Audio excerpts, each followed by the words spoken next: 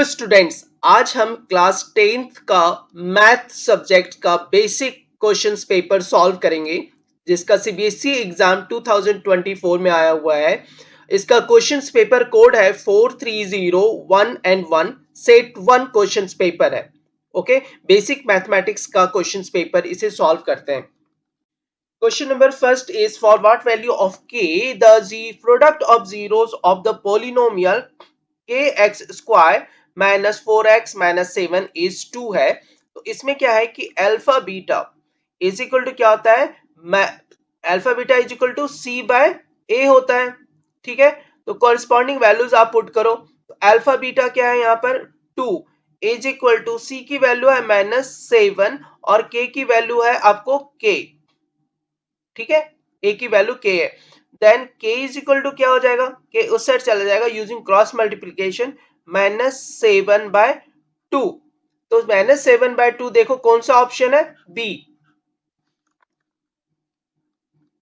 In an second question है, in an AP if a is equal to 8 and A10 is equal to -19। तो A10 कैसे लिख सकते हैं, a of 10 is equal to होता है a plus 10 - 1 n - 1 into d, ये लिख सकते हैं। तो यहाँ पे क्या हुआ, a की वैल्यू दी हुई है आपको 8 plus 9d is equal to A10 दिया हुआ है -19। ठीक है, तो यहां से क्या हो जाएगा, ये 8 इस साइड आ जाएगा तो -19 -8 is equal to 9 of D. ठीक है, तो इसको क्या लिख सकते हैं कि -19 और 8 तो -27 हो जाएगा। -27 डिवाइड में 9 इज इक्वल टू डी। तो यहां से आपको डी की वैल्यू आ जाती है। डी की वैल्यू कितना होगा, -3। तो डी की वैल्यू -3 है, means option D. Question number 3 says that the mid point of the line segment joining, दो लाइन को ज्वाइन करने वाले का मिड पॉइंट खोज रहा है। तो मिड पॉइंट सपोज करो एक्स वाई है, तो x इज इक्वल क्या करता है, x1 plus x2/2 -1 plus 8/2 is equal to क्या हो जाएगा, देखो 7/2। सिमिलरली इसका y टर्म निकाल लेते हैं। तो y इज इक्वल टू क्या हो जाएगा, आप निकालोगे तो y is equal to 3 plus 3/2 divide by 2 is equal to, देखो कितना हो जाता है, ये एलसीएम लोगे 3 2 जा 6 6 और 3 9/4, तो ये हो जाएगा। तो मिड पॉइंट क्या है आपको, देखो 7/2 कॉमा 9/4। तो ये देखो कौन सा ऑप्शन आ जाएगा आपको, डी ऑप्शन सही है इसका। फिर question number 4 is if sine theta is equal to 1/3 then sec theta का वैल्यू कितना होगा। तो कैसे लिख सकते हैं, देखो sec theta is equal to होता है 1/cos थीटा। ठीक है, अब cos थीटा क्या होता है, 1/cos थीटा को लिख सकते हैं under root of 1 minus sine square theta. Okay, is equal to 1 by under root के अंदर लेंगे 1 माइनस साइन स्क्वायर थीटा क्या होगा, 1/3 का square 1/9 is equal to 1 divide by under root में, देखो क्या हो जाता है, 9 में 1 गया 8/9, ये क्या होगा, रिवर्स हो जाएगा, अंडर रूट होगा 9/8। इसको हम लिख सकते हैं 9 का हो गया 3 डिवाइड बाय 8 को लिख सकते हैं 2√2। ठीक है, तो इसका ऑप्शन देखो कौन सा हो जाएगा, इसका ऑप्शन आपको बी करेक्ट हो जाएगा। Question number 5 says that HCF of 132 and 177 का, तो 132 और 77 का फैक्टर्स निकालो। तो 132 का फैक्टर्स लिखेंगे तो हो जाएगा 2 इंटू 2 इंटू 3 इंटू 11 और 77 का हो जाएगा 3 इंटू नहीं 77 का हो जाएगा 7 इंटू 11।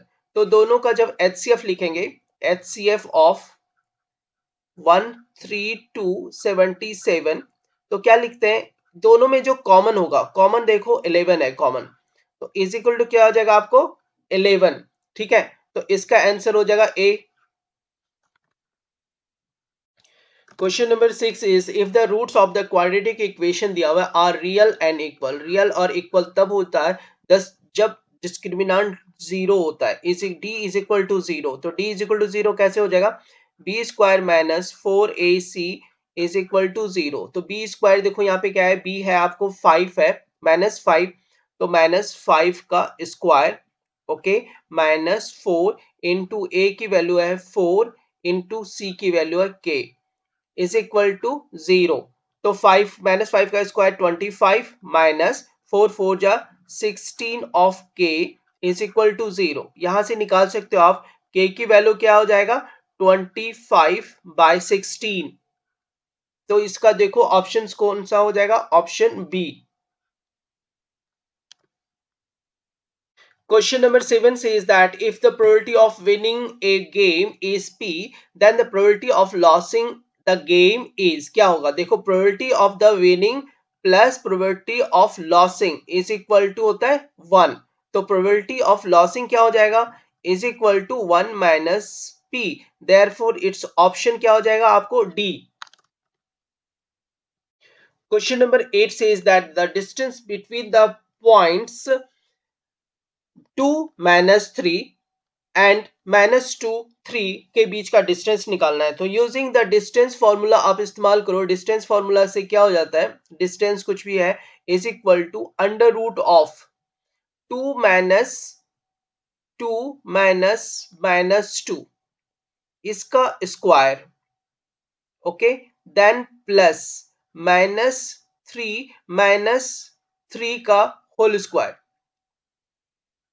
ठीक है, ये है हमारा, ओके। डिस्टेंस फॉर्मूला से ये निकल जाएगा हमारा। तो क्या हो जाएगा देखो, -2 +2 हो जाएगा। तो इज इक्वल टू अंदर में क्या हो जाएगा, ये 2 4 का स्क्वायर क्या हो जाता है, 4 का स्क्वायर 16 प्लस -3 6 का square 36 is equal to under root हो जाएगा 52 इज इक्वल टू 52 को जब स्प्लिट करोगे तो 2√13 हो जाएगा। ठीक है, तो इसका ऑप्शन देखो कौन सा हो जाएगा, इसका ऑप्शन आपको ए हो जाएगा। Question number 9 says that for what value of theta sin square theta plus sin theta plus cos square theta is 1। तो लिख लेते हैं क्या है, देखो sin square theta plus sin theta plus cos square theta, okay. तो क्या होता है, sine square theta plus cos square theta is equal to 1 हो जाएगा, 1 प्लस साइन थीटा। तो साइन के किस वैल्यू के लिए ये आपको 1 हो जाएगा, ठीक है, तो क्योंकि 1 + 1 2 होना चाहिए, तो साइन ऑफ थीटा, थीटा की वैल्यू आपको 90 डिग्री पर ही 1 होता है। ठीक है, तो इसका ऑप्शन क्या हो जाएगा, option C. Question number 10. A card is drawn from a well-shuffled pack of 52 playing cards. The probability that drawn card is a red queen card. इसमें दो ही कार्ड कलर, दो कलर्स होते हैं, रेड एंड ब्लैक। ठीक है, red and black. तो इसमें to queen होगा, इसमें टू क्वीन होता है, तो इसका प्रोबेबिलिटी क्या हो जाएगा, probability of the red queen card, red queen card का प्रोबेबिलिटी क्या हो जाएगा, 2/52। ठीक है, तो इस 2 से कट कर दो तो ये कितना हो जाएगा आपको, 26 इज इक्वल टू 1/26। देखो ऑप्शन कौन सा है, इसका ऑप्शन फिर डी हो जाएगा। Question number 11 says that if a certain variable x divides a statistical data arranged in order into two equal parts, then the value of x is called median। Question number 12 is the radius of a sphere is 7/2 centimeter, the volume of the sphere। तो volume of the sphere क्या होता है, volume of the sphere होता है 4/3 pi R Q is equal to corresponding value put करते जाओ, 4/3 pi की value 22/7 into R की वैल्यू क्या है, 7/2 इंटू 7/2 इंटू 7/2 क्यूब है, इसलिए ये 7 7 कट गया, 2 2 जा 4 और ये 4 खत्म हो जाता है। ठीक है। अब मल्टीप्लाई क्या करना है आपको, 22 मल्टीप्लाई बाय 7 × 7 49 और डिवाइड बाय आपको 3 करना है, इज इक्वल टू होता है 539/3 क्यूबिक सेंटीमीटर। तो ऑप्शन इसका सी हो जाएगा। Question number 13 says that the mean and median of the statistical data are 21 and 23 respectively. The mode of the data. तो सबसे पहले क्या करते हैं, इसकी फॉर्मूलाज लिखते हैं। फॉर्मूला क्या हो जाएगा, देखो 3 median is equal to mode plus 2 mean। ठीक है, इसकी वैल्यूज पुट करो, 3 × 23 is equal to mode plus 2 into 21, therefore mode is equal to क्या हो जाएगा, is equal to 69 minus 42 is equal to 27। तो ऑप्शन इसका ए करेक्ट हो जाएगा आपको। Question number 14, the height and radius of A right circular cone है। तो राइट सर्कुलर कोन का हाइट और रेडियस दिया हुआ है हमें। क्या दिया हुआ है, देखो हाइट है h is equal to 24 centimetre और रेडियस दिया हुआ है r is equal to 7 centimetre. तो कह रहा है कि स्लेंट हाइट निकालने के लिए slant height l is equal to, तो फॉर्मूला होता है l is equal to under root of h square plus are square is equal to under root of h की वैल्यू 24 का स्क्वायर प्लस 7 का square is equal to under root. ठीक है, under root में हो जाएगा 576 का होल 576 प्लस 24 का स्क्वायर होता है 576, 7 का स्क्वायर होता है 49 is equal to under root of 625। 625 होता है 25 का स्क्वायर 25। तो स्लेंट हाइट की वैल्यू 25 सेंटीमीटर आ जाएगा। देयरफॉर ऑप्शन डी इसका करेक्ट आंसर होगा।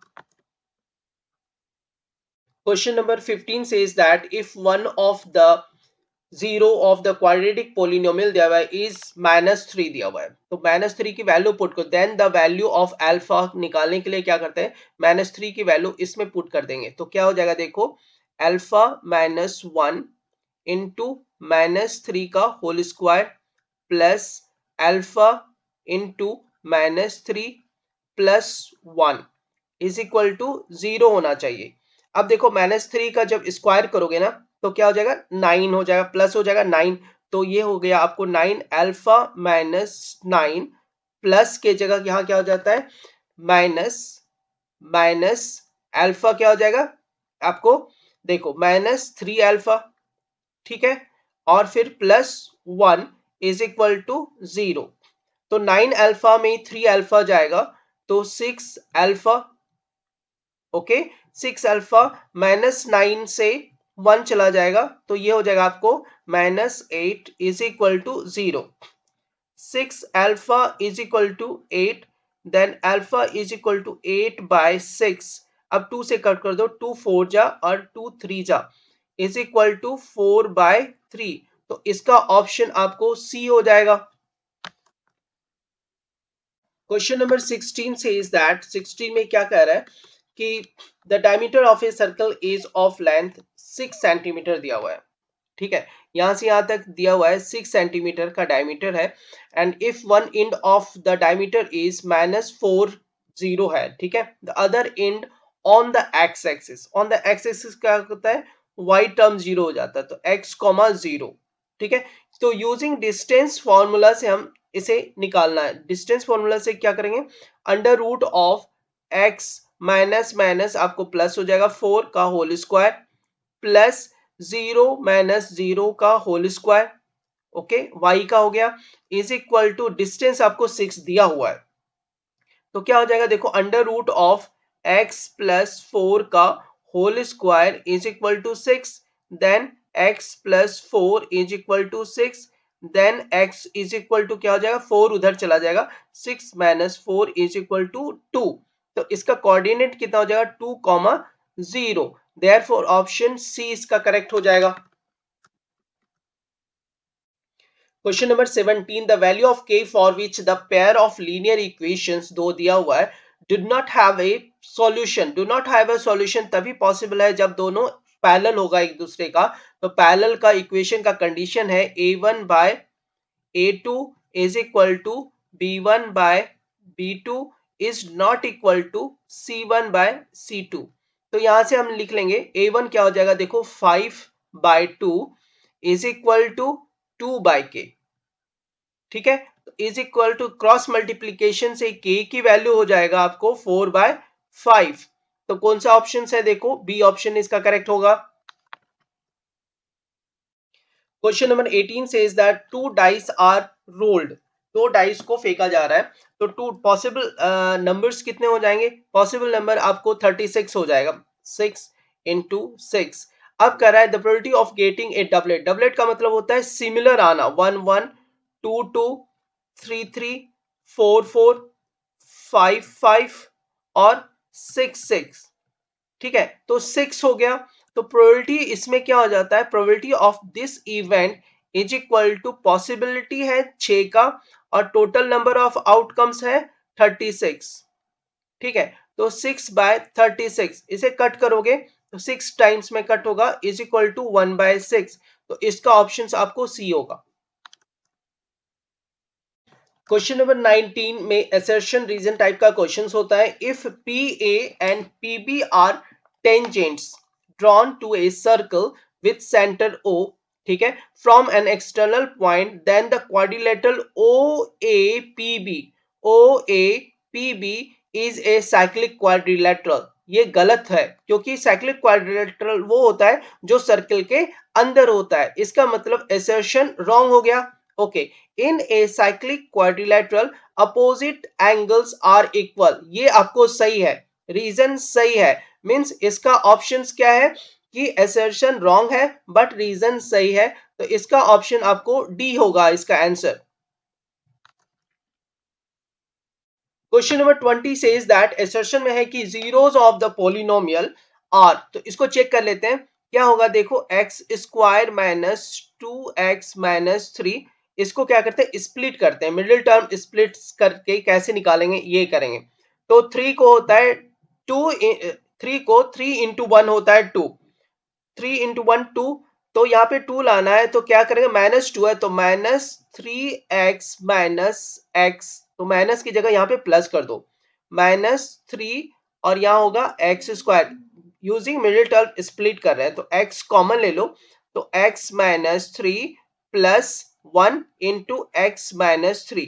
तो इसका मिडिल टर्म स्प्लिट होगा, देखो x plus 1, okay, into x minus 3। तो x की वैल्यू क्या हो सकता है, इज इक्वल टू 0 करते जाते हैं, is equal to 0, is equal to 0। तो x इज इक्वल टू -1 होगा और दूसरा होगा x इज इक्वल टू 3। तो यानी पहला जो है रूट्स है -1 और 3, ये सही है, एसर्शन सही है। चेक करो दूसरा reason, the graph of the polynomial जो दिया हुआ था इंटरसेक्ट एक्स एक्सिस को जा कट कर रहा है, वो -1 0। तो क्या होता है कि p ऑफ -1 की वैल्यू पुट करके देखो कितना आता है, तो -1 का स्क्वायर -2 इंटू -1 -3, ठीक है, इज इक्वल टू क्या हो जाएगा, -1 का स्क्वायर -1 होता है, minus minus plus 2 -3 is equal to 0। यानी ये सही है, कट कर रहा है। और दूसरा चेक करेंगे क्या दिया हुआ है, देखो -1 0, ओके, 0 तो नहीं होगा क्योंकि x है यहाँ पे। तो और दूसरा है 3, तो p ऑफ 3 लगाओ, p of 3 is equal to 3 का स्क्वायर -2 इंटू माइनस क्या हो जाएगा, देखो यहाँ पे आपको -3 नहीं, 3 यहाँ पे पुट करो x के जगह और फिर -3।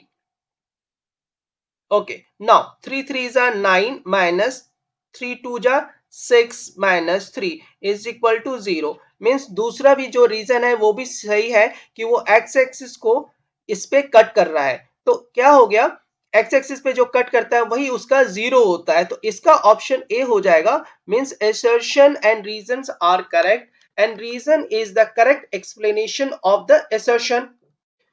Question number 21. D is a point on the side BC of triangle ABC such that angle ADC, देखो क्या होता है, एंगल है ADC, ये वाला एंगल किसके बराबर है, एंगल BAC के बराबर, BA ये वाला BAC के बराबर इसके, ठीक है। तो आप देखो इसका फॉलो अप क्या हो रहा है, समझते हैं। देखो ADC इस तरह से, ठीक है, और इधर क्या है, दूसरा है BAC, ये इस तरह से ऐसे जाएगा, BAC ऐसा, ठीक है। तो हम ये दो ट्राइंगल को जो है उसको हम सिमिलर कर लेते हैं, बस इतना करना है।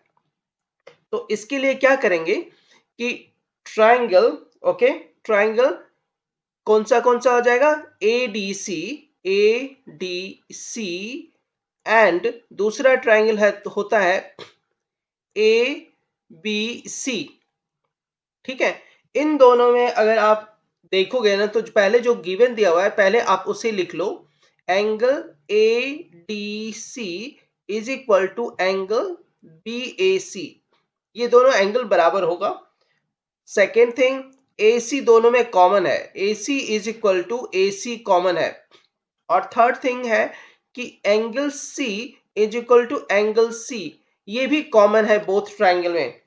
तो क्या कर सकते हैं, यहाँ पे कौन सा रूल लग जाएगा, एंगल साइड एंगल रूल से हम लिख सकते हैं कि ये जो ट्राइंगल हमने सेलेक्ट किया था, triangle ADC is similar with triangle ABC, ठीक है। सिमिलर भी बोल सकते हैं, कंग्रुएंट्स भी हो सकता है। तो अगर ये होगा, तो इसका कॉरेस्पॉन्डिंग रेशियो जो होगा ना वो बराबर होगा। तो कॉरेस्पॉन्डिंग रेशियोज लिखते हैं, ए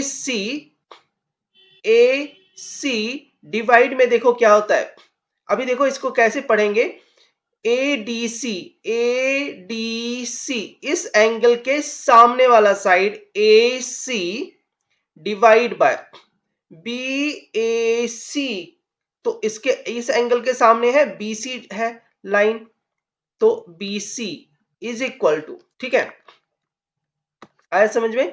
ये क्या कर रहा है कि देखो इस ट्राइंगल का ADC ये वाला एंगल के सामने ये वाला साइड है, ओके, तो हमने AC लिख लिया, और इस एंगल के सामने जो साइड है वो आपको BC है, तो हमने BC लिख लिया, ठीक है। अब देखो क्या करते हैं, इज इक्वल टू एक साइड का हो गया, अब दूसरा साइड में क्या है, अब जाएंगे तो हो जाएगा कि DC ये वाला मींस एंगल के A के बाद D के बाद C, सेकेंड लाइन वाला, तो DC बाय डिवाइड में, अभी इसको कैसे ले रहे थे, ABC, AB हो गया, ठीक है, उसके बाद C ये लिख रहे थे, इसका था आपको BAC, BA तक हो गया, फिर AC, तो ये यहां हो जाएगा AC, ठीक है। अब देखो यूजिंग क्रॉस मल्टीप्लीकेशन करेंगे तो आपको हो जाएगा, देखो AC square is equal to BC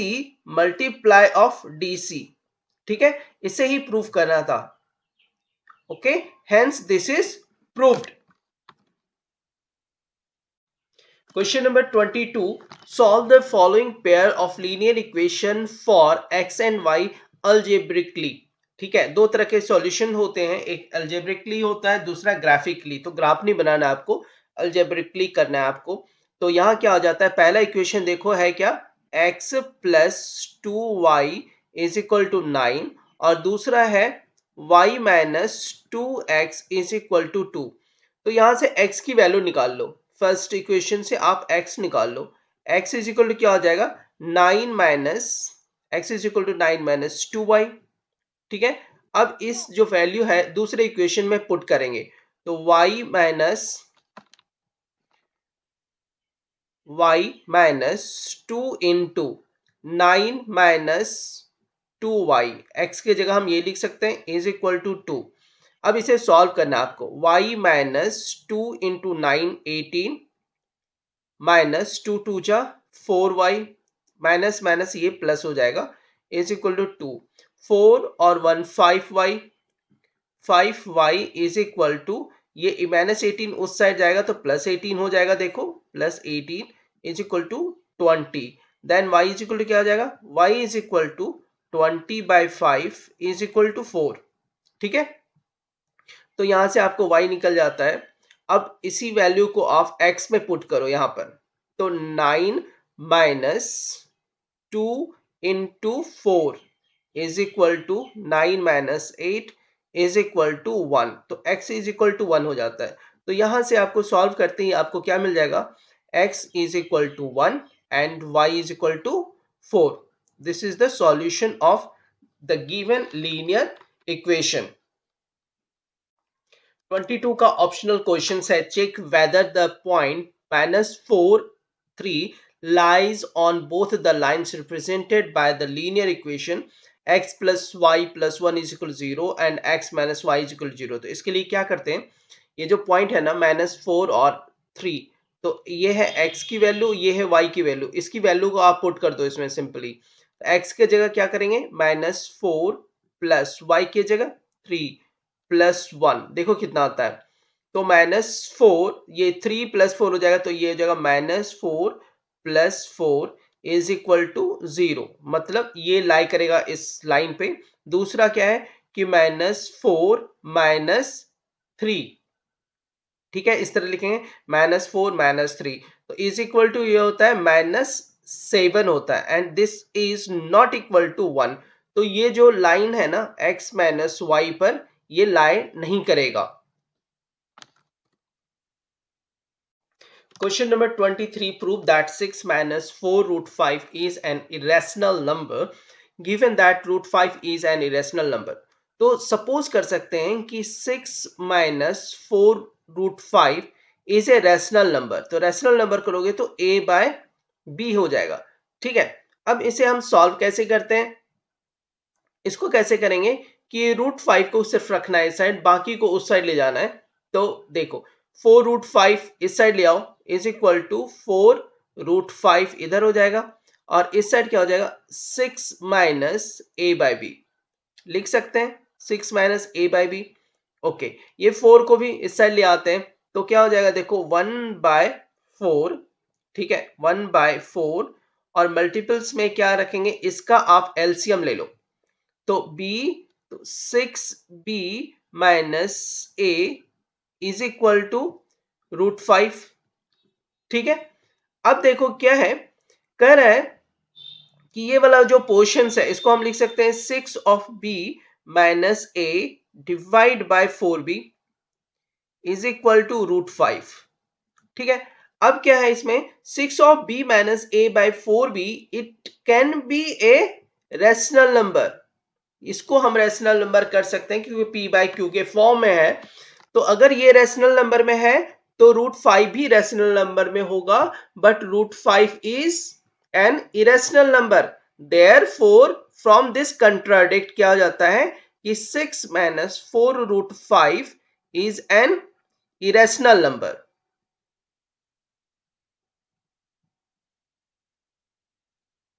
hence proved.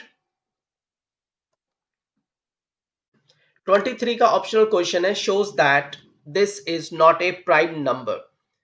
तो शो करना है कि this is not a prime number है। प्राइम नंबर में क्या होता है, वो मल्टीपल्स, वो मल्टीपल्स वो खुद से होता है या वन से होता है, उसे प्राइम नंबर कहते हैं। लेकिन जब इसे आप सॉल्व करोगे ना तो क्या होगा, इन दोनों पार्ट में देखो, एक पार्ट आपको यहां से यहां तक है और एक पार्ट आपको यहां से यहां तक है, दोनों पार्ट में देखोगे ना तो 11 जो है ना कॉमन हो जाएगा, 11 कॉमन में होगा, बाकी लिखो 19 इंटू 23 देन +3। तो इसका क्या हो जाता है, दो फैक्टर्स निकल जाता है, दो फैक्टर्स निकल गए और एक वन तो होगा ही, मल्टीपल वन, तो तीन फैक्टर्स, दो से ज्यादा फैक्टर हो गया, तो क्या हो जाएगा, ये प्राइम नंबर नहीं है। Question number 24, evaluate sine a cos b plus cos a sin b if a is equal to 30 degree and b is equal to 45 degree. इसके क्या करेंगे, कॉरेस्पॉन्डिंग वैल्यूज आप पुट कर दो, a की वैल्यू और b की वैल्यू, तो आ जाएगा आपको देखो sine of 30 degree cos of 45 degree, ठीक है, plus cos 30 degree sin 45 degree. ठीक है, इस तरह से कर लिया। अब इसका जो वैल्यूज है उसे आप पुट करो। तो वैल्यूज क्या होता है, साइन 30 होता है 1/2 इंटू कॉस 45 होता है 1/√2 प्लस कॉस 30 होता है √3/2 इंटू साइन 45 1/√2। ठीक है, अब मल्टीप्लाई कर दो 1/2√2 प्लस √3/2√2। अब देखो इन दोनों का एलसीएम लोगे ना, तो ये कॉमन एलसीएम कितना हो जाएगा, देखो 2√2। ठीक है, 2√2 इसका कॉमन एलसीएम हो गया। ऊपर क्या हो जाएगा, 1 plus √3।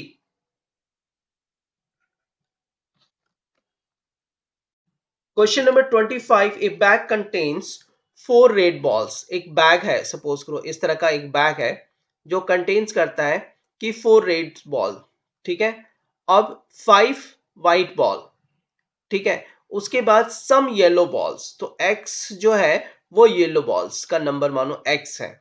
Okay, now if the probability of drawing a red ball at random, red ball देखो करेंगे तो probability of red ball P of R is equal to क्या लिखेंगे, रेड बॉल है 4, 4 divide by total number of balls 4 plus 5 plus x, और ये हमें given दिया हुआ है 1/5 है, 1/5। अब क्या करते हैं, इसको सॉल्व करते हैं यूजिंग क्रॉस मल्टीप्लीकेशन। तो हो जाएगा, इधर से इधर जाओ तो 4 plus 5 plus x is equal to 5 4 जा 20, 5 4 9 plus x is equal to 20। ठीक है, तो x की वैल्यू कितना आ गया, देखो x की वैल्यू आपको हो जाएगा 11। ठीक है, x की वैल्यू आपको 11 हो जाएगा। अब क्या करते हैं कि अब टोटल बॉल कितना हो गया, x 11 होते ही टोटल बॉल्स टोटल बॉल्स हो जाएगा 4 plus 5 plus 11 is equal to 20। ठीक है, अब क्या निकालने बोल रहा है, then find the probability of drawing a yellow ball. तो p ऑफ येलो बॉल के लिए क्या हो जाएगा, नंबर ऑफ येलो बॉल्स यहां पे दिया हुआ 11 है, divide by total number of balls 20। Question number 26. Two alarm clocks ring their alarm angular at regular intervals of 20 minutes and 25 minutes respectively. If they first beep together at 12 noon, at what time will they beep again together next time? तो इसके लिए क्या करते हैं कि इसका देखो factors सबसे पहले निकालो। देखो 20 का फैक्टर्स लिखो, 20 का फैक्टर्स क्या हो जाएगा, 2 इंटू 2 4 इंटू 5। ठीक है, इसको क्या लिख सकते हैं, is equal to 2 to the power 2 into 5 हो गया। नाउ 25 का क्या लिख सकते हैं फैक्टर, 25 का फैक्टर होता है 5 इंटू 5। इसका हम लिख सकते हैं यहाँ पे फैक्टर्स क्या हो जाएगा, 5 स्क्वायर, ये हो सकता है। अब इन दोनों का क्या करेंगे, एलसीएम निकालेंगे। ठीक है, क्योंकि वो क्या कर रहा है, at what time they beep together next time के लिए एलसीएम निकालते हैं। तो LCM of 20 25 is equal to, LCM के लिए क्या डिस्टिंक्ट नंबर लिख लेते हैं, 2 5 लिख लिया। लोअर है तो इसका हाईएस्ट पावर लिखते हैं, 2 to the power 2 और 5 का क्या है square is equal to 4 into 25 is equal to 100, क्या हो जाएगा ये 100 मिनट्स। ठीक है, 100 मिनट्स को आप ये भी लिख सकते हो, कह रहा है एट व्हाट टाइम, 100 मिनट्स को आप क्या कर लो आवर और उसमें कर लो, 100 मिनट्स क्या हो जाएंगे, 60 मिनट्स का 1 आवर होता है। ठीक है, तो आप ऐसे कर सकते हो 60 मिनट प्लस 40 मिनट। ठीक है, तो इसको क्या लिख सकते हैं, 1 आवर प्लस 40 मिनट्स। तो अगर वो 12 नून से शुरू हो रहा है तो नेक्स्ट जो टाइम होगा वो 140 होगा, 140। ठीक है, ये टाइम हो जाएगा। Question number 27 says that greater of two supplementary angles exceeds the smaller by 18 degree. Find measure of two angles. देखो दो सप्लीमेंट्री एंगल है, तो सप्लीमेंट्री एंगल का मतलब होता है 180 डिग्री, सम 180 डिग्री के आसपास होगा. तो अगर हमने बड़ा एंगल को x मानते हैं और y को छोटा एंगल मान लेते हैं, तो सबसे पहला इक्वेशंस क्या हो जाएगा, देखो x plus y is equal to 180. ये पहला इक्वेशन हो गया हमारा. दूसरा इक्वेशन क्या है कि angle exceeds the smaller one, यानी x minus y is equal to 18 है, दोनों के बीच का डिफरेंस. ये हमने दूसरा इक्वेशन मान लिया. अब क्या करते हैं, दोनों इक्वेशंस को ऐड कर देते हैं. ठीक है, एडिंग 1 प्लस 2 इक्वेशन को जैसे ऐड करोगे ना, तो क्या होता है, नेगेटिव वाला टर्म कट जाएगा, y कट जाएगा, एलिमिनेट हो जाएगा. तो 2x इज इक्वल टू 18, इसको ऐड करना है. 0 8 8 16 6 1 1 1 2 और ये 3. ठीक है, इसको आप ऐसे कर सकते हो. तो 0 ये हुआ, 8 8 16 से इधर नहीं हमें करना था. ओके, इसे आप यहाँ लिख लो. 18 को आप यहाँ पर 8 करो. ओके, यहाँ पे 1. ओके, ठीक है. और ये वाला टर्म क्या हो जाएगा, ये आपका 0.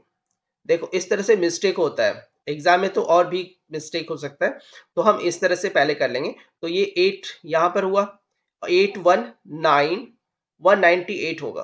ठीक है, तो x की वैल्यू कितना निकलेगा, देखो x is equal to 198 divide by 2 is equal to 2 9 जा 18 होता है. ठीक है, 2 9 जा 18 और फिर 2 9 जा, तो 99. x की वैल्यू 99 आ गया. x की वैल्यू जैसे ही 99 आएगा, इस वैल्यू को आप क्या करो, किसी में भी पुट कर दो. ठीक है, किसी में भी पुट करो. अगर आप सपोज करो y में पुट, ये सेकंड वाले में पुट किया, ठीक है, सेकंड में पुट करो या फर्स्ट में पुट करो, तो y इज इक्वल टू क्या हो जाएगा, y इज इक्वल फर्स्ट में 1 पुट किया तो 180 माइनस 99. तो 180 माइनस 99 कितना होता है, 99 प्लस 1 100 हो जाएगा. तो ये हो जाएगा 81 डिग्री. ठीक है, ओके. तो ये 81 डिग्री हो गया. तो x और y तो कर रहा है find the measure of two angles. तो दो एंगल का जो मेजरमेंट हो जाएगा, तो x is equal to 99 degree जो बड़ा है, और y is equal to 81 degree जो छोटा है.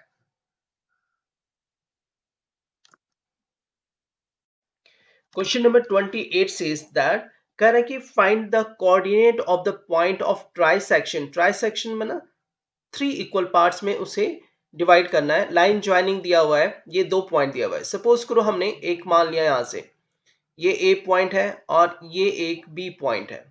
ठीक है, ओके. अब इन दोनों को ज्वाइन करने वाली जो लाइन है ना, इसको तीन टुकड़ों में बांटना है आपको. 7 माइनस 4 और ये जो है आपको -2 2. ठीक है, तो फर्स्ट कैसे टुकड़ों में बांटेंगे इसे, ठीक है, 3 टुकड़ों में बांटना है, कर रहा है ट्राई सेक्शन करना है, 3 इक्वल टुकड़ों में बांटना है. तो कैसे करेंगे, 3 इक्वल टुकड़ों में बांटेंगे. तो देखो पहला तो एक मानो 2 पॉइंट से, मानो एक पहले पॉइंट से मानते हैं ये सी. ठीक है, और ये वाला पोर्शन में ये डी मान लेते हैं. ठीक है, तो ये 3 टुकड़ों में इक्वल पार्ट्स में बांटते हैं इस तरह से कि ये हो जाएगा आपको A C is equal to C D is equal to D B. अभी यहाँ पे देखने की बात है कि ये 1 1 1 रेशियोज में डिवाइड होगा. ठीक है, लेकिन क्या है, अगर C का कोऑर्डिनेट देखा जाए ना, तो C का कोऑर्डिनेट में आपको यहां से यहां तक तो 1 होगा, और यहां से यहां तक की जो डिस्टेंस है ये 2. तो 1:2 रेशियो में बांटेगा C पॉइंट को. C पॉइंट जो है वो ए बी लाइन को, ठीक है, C पॉइंट जो है ए बी लाइन को क्या करता है, 1:2 रेशियो में डिवाइड करता है. ठीक है, तो ऐसे लिख लेंगे, point C divides A B. Into 1:2 ratio. ठीक है, अब इससे हम सी पॉइंट निकाल सकते हैं।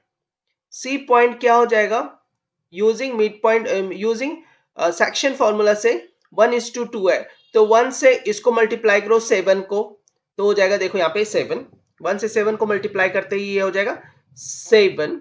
ओके, अब ये 2 है, ये 2 मल्टीप्लाई हो जाएगा -2 से, तो -4, ठीक है, डिवाइड बाय 1+2, कॉमा। अब दूसरा y सेक्शन है, तो ये 1 मल्टीप्लाई होगा -4 से, ये -4, ठीक है, और ये 2 मल्टीप्लाई होगा दिस 2 से, तो +4 डिवाइड बाय 1+2। जब ये करेंगे ना, तो देखो पहला पार्ट तो सही है, सेकंड पार्ट 0 हो रहा है आपका, तो क्या लिख सकते हैं, सी इज का जो पॉइंट होगा वो आपको हो जाएगा 7 - 4 कितना होता है, 3, divide by 3 is equal to 1, 1,0, ये आपको, ठीक है, 1,0, ये तो सी पॉइंट आ गया। सिमिलरली इसमें क्या कर सकते थे, डी पॉइंट जो है, तो पॉइंट डी जो है, point D divides A B line को किस रेशियो में डिवाइड करेगा, इनटू 2:1, 2:1 रेशियो में डिवाइड करेगा। ठीक है, 2:1 रेशियो में डिवाइड करेगा, तो डी पॉइंट को हम लिख सकते हैं। डी पॉइंट को कैसे लिखें, डी इज इक्वल टू, अब देखो 2:1 है, तो 2 इस साइड है आपको, ठीक है, आप कुछ इस तरह से है, यहां डी है, ये 2:1 रेशियो में है आपको, यहां ए और ये बी, तो 2 से मल्टीप्लाई करो इसको, 7×2 = 14, ठीक है, और 1 से मल्टीप्लाई करो इसको, -2 डिवाइड बाय 2+1। दूसरा पॉइंट क्या हो जाएगा, 2 से मल्टीप्लाई करो बी पार्ट को, तो -8, ठीक है, देन प्लस 1 से मल्टीप्लाई करो 2 से, तो यहां 2 डिवाइड बाय 1, 2+1 लिख सकते हैं ये। अब इसे सॉल्व करते हुए चलो, इज इक्वल टू क्या हो जाएगा आपको, देखो 14 में 2 गया, 12, 12 डिवाइड बाय 3, 3 4 जा 12 होता है, यहाँ पे 4 होगा, कॉमा। अब ये -8 है, -8 में 2 जाएगा, तो क्या हो जाएगा, -6, -6/3, 3 2 जा, तो -2, तो डी का जो पॉइंट हो जाएगा आपको, वो हो जाएगा 4 - 2। Question number 29 says that in two concentric circle, दो concentric circle है, the radius are, radius क्या क्या है, OA is equal to R, तो हम उसे लिखते जाएंगे, यहाँ पे OA is equal to R है ये portions, ठीक है। Now OQ is equal to 6, ये जो OQ है वो 6 है, ठीक है। As shown in the figure, chord CD जो है of larger circle is a tangent to a smaller circle, CD है लार्जर सर्कल, यहाँ पे क्या है, स्मॉलर सर्कल पे टेंजेंट है, तो ये दो पार्ट इक्वल पार्ट में कट करेगा, ये पार्ट और ये पार्ट बराबर होगा, ठीक है, तो यहाँ पे क्या हो जाएगा, C of Q is equal to Q of D, ठीक है, लिख सकते हैं। नाउ उसके आगे क्या लिखा हुआ है, chord CD of larger circle tangent of a smaller circle at Q, PA is a tangent to the larger circle, PA जो है वो टेंजेंट है, तो टेंजेंट है इसका मतलब ये जो है ये 90 डिग्री यहाँ पे बना रहा है, ठीक है। अब PA क्या वैल्यू दिया हुआ है, 16 सेंटीमीटर, 16 सेंटीमीटर, और OP का वैल्यू आपको दिया हुआ है 20 सेंटीमीटर, 20 सेंटीमीटर, तो देखो एक राइट ट्रायंगल हो जाता है OAP, तो ट्रायंगल OAP P, इसका क्या हो जाएगा, यूजिंग पाइथागोरस थ्योरम से आप ये R की वैल्यू निकाल सकते हो, OA is equal to R, radius of the big circle, is equal to under root of hypotenuse का स्क्वायर, OP का स्क्वायर, ठीक है, माइनस क्या हो जाएगा, OA का स्क्वायर, ओके। OP का स्क्वायर क्या है, अंडर रूट ऑफ OP का, OP देखो कितना है, OP दिया हुआ 20 का स्क्वायर, 20 का स्क्वायर माइनस OA यानी 16 का स्क्वायर, ठीक है, इज इक्वल टू, इसे लिख लो आप, क्या हो जाएगा, OP का स्क्वायर 20 का स्क्वायर 400 माइनस 16 का स्क्वायर करोगे 256 होगा, 256 इज इक्वल टू क्या हो जाएगा, अंडर रूट ऑफ 144, और 144 किसका अंडर रूट होता है, 12 का, तो 12 कितना हो जाएगा, 12 सेंटीमीटर में आ जाएगा, यानी रेडियस का वैल्यू हमें हो गया 12 सेंटीमीटर, ठीक है। अब ये जो बिग रेडियस है इसी का क्या हो जाता है कि आप देखो O A is equal to O D, ठीक है, तो यहां पे लिख सकते हैं O A is equal to O D का वैल्यू कितना आ गया देखो 12 सेंटीमीटर। अब कौन सा लेंगे, ट्राइंगल, दूसरा लेंगे ट्राइंगल ओ डी क्यू। अब ओ डी क्यू में देखो क्या है, यूजिंग पाइथागोरस थ्योरम से क्यू डी की वैल्यू निकाल सकते हैं, क्यू डी की वैल्यू क्या हो जाएगा, अंडर रूट ऑफ, ये बेस है, तो हाइपोटेनस का स्क्वायर यानी ओडी का स्क्वायर माइनस ओ क्यू का स्क्वायर, ठीक है, इज इक्वल टू ओडी क्या कितना है देखो यहाँ पे, ओडी हमारा आया था 12, तो 12 का स्क्वायर, ओके, 12 का स्क्वायर माइनस 6 का स्क्वायर इज इक्वल टू, लिखेंगे कितना, इज इक्वल टू 12 का स्क्वायर जैसे करते हैं ना, तो वो होता है हमारा 144 under root of 144 minus 36 is equal to under root of 108, okay, तो इसका जब आप फैक्टर्स निकालोगे 108 का, तो 36 इंटू 3 होता है, 36 का स्क्वायर रूट हो जाएगा 6√3 सेंटीमीटर, ठीक है, इतना आ गया। अब क्या कह रहा है कि find the length of CD, तो CD का जो लेंथ होता है देखो, CD is equal to CQ plus QD यानी 2 ऑफ QD, ठीक है, तो इज इक्वल टू QD हमने निकाला है 2 इंटू QD कितना है देखो 6√3, okay, then CD is equal to हो जाएगा 6 इंटू 2 12√3, ये क्या होता है सेंटीमीटर, ओके, यही निकालना था हमें।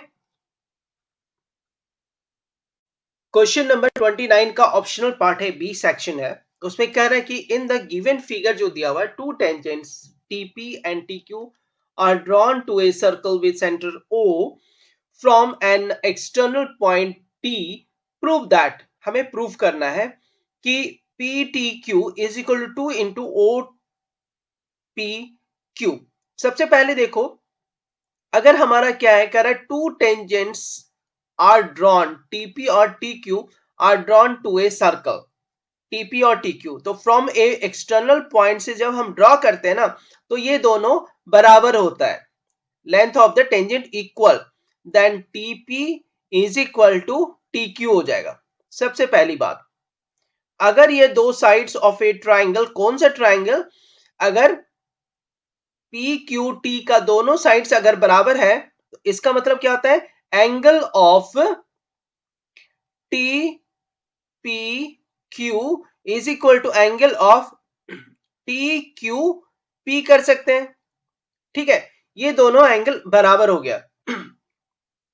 अब क्या है कि O से जब हम टेंजेंट के कांटेक्ट पॉइंट को जोड़ते हैं, तो OP क्या होता है, OP is perpendicular to, tangent पे हो जाएगा TP पे, ठीक है, परपेंडिकुलर है, तो इससे क्या निकाल सकते हैं, अगर ये परपेंडिकुलर है, तो अगर ये वाला एंगल, ठीक है, तो ये वाला हमें 90 डिग्री होगा, ओके, ये 90 डिग्री होगा, तो हम इसको कैसे लिख सकते हैं, OPQ को छोड़ के ये वाला पोर्शन होगा, तो ये कितना हो जाएगा आपको, अगर परपेंडिकुलर है, एंगल ऑफ क्या हो जाएगा, QPT इज इक्वल टू, या तो आप इसको ऐसे लिख लो, ताकि हमने जो वो चीज लिखा है उसके यहां से हो सकता है, TPQ इज इक्वल टू क्या होगा 90 माइनस एंगल ऑफ OPQ, ठीक है, ये ऐसे लिख सकते हैं, ओ टी पी क्यू दिया हुआ है और this is equal to T P Q है तो क्या हो जाएगा टी क्यू पी के बराबर होगा। ठीक है, अब इन ट्राइंगल जो पी क्यू टी है इसमें sum of all angles is equal to 180 होता है। तो कौन कौन सा एंगल होगा, angle of T P Q plus angle of T Q P plus angle of P T Q is equal to 180। ठीक है, अब कॉरस्पॉन्डिंग वैल्यूज पुट करो। टीपीक्यू के लिए क्या रखेंगे 90 माइनस 90 माइनस क्या हो जाएगा angle O P Q plus दूसरा भी वही वैसे ही होगा same 90 minus angle O P Q then plus angle P T Q is equal to 180 degree. ठीक है, अब देखो ये 90 प्लस 90 180 होता है, ये 180 इस साइड के 180 से कट हो जाएगा।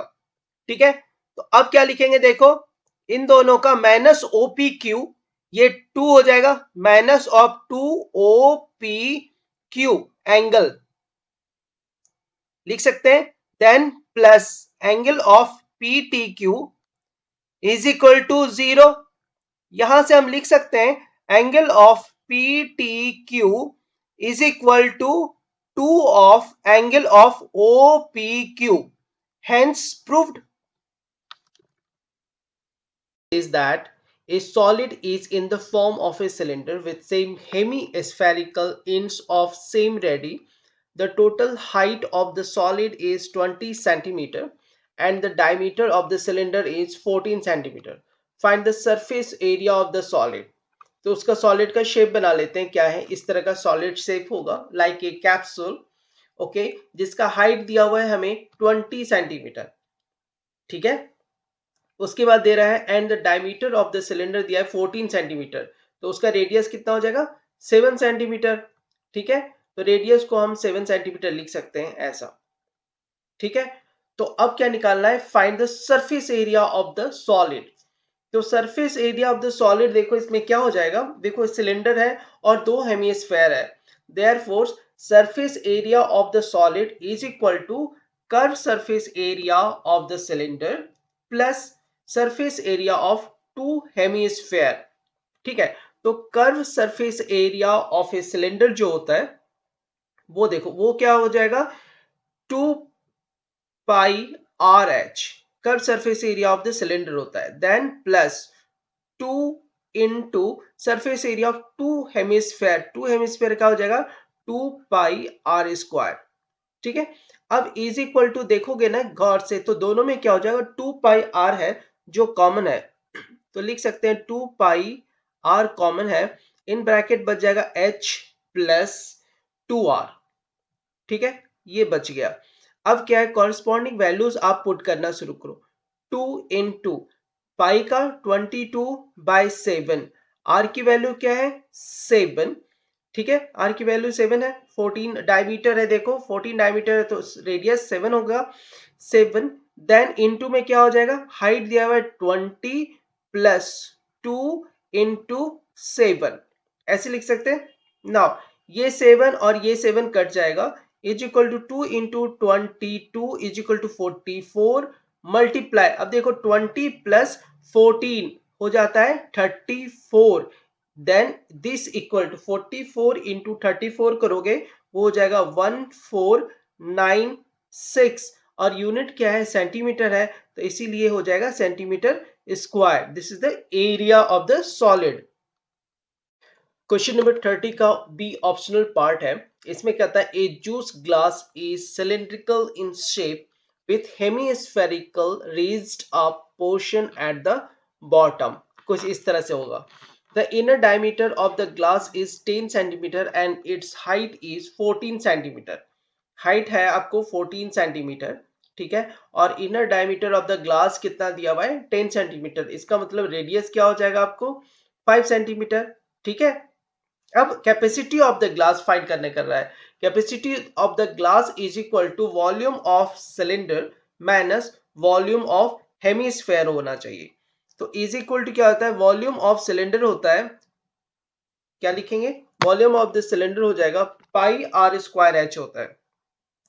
तो pi R square H height of the cylinder minus volume of hemisphere, hemisphere का वॉल्यूम होता है 2/3 2/3 पाई आर क्यूब।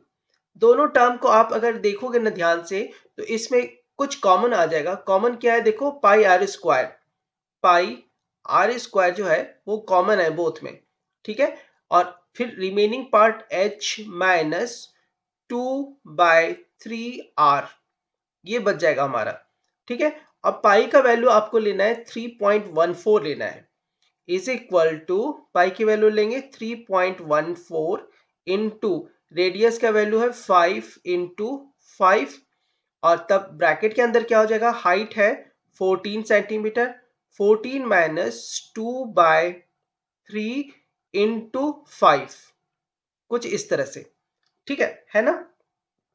अब क्या करते हैं कि इज इक्वल टू 3.14 इंटू ये कितना हो जाएगा 25, 5 into 5 25, then in the bracket 3 नीचे हो गया। अब 14 इंटू 3, ओके, 42 माइनस 10, ये होगा हमारा is equal to 3.14 into 25 into ये कितना हो जाएगा 42 में 10 गया 32 divide by 3।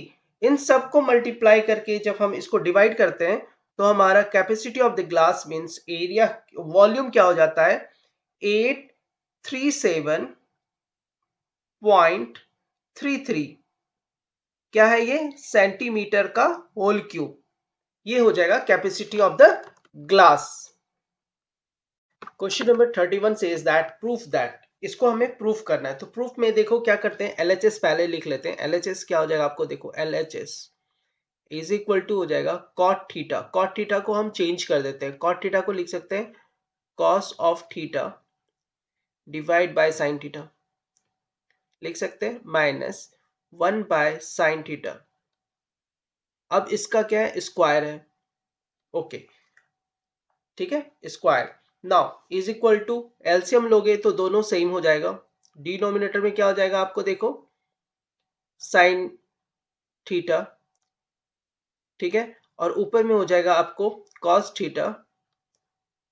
Cos theta minus 1, ठीक है, इसका स्क्वायर है आपको ऐसे, ओके। तो इज इक्वल टू क्या होगा, कॉस थीटा माइनस 1 लिखो या 1 माइनस कॉस थीटा लिखो, अगर इंटरचेंज करने से भी ना, क्योंकि ऊपर स्क्वायर है तो कोई फर्क नहीं पड़ता, तो 1 माइनस कॉस थीटा का स्क्वायर लिख सकते हैं, ओके।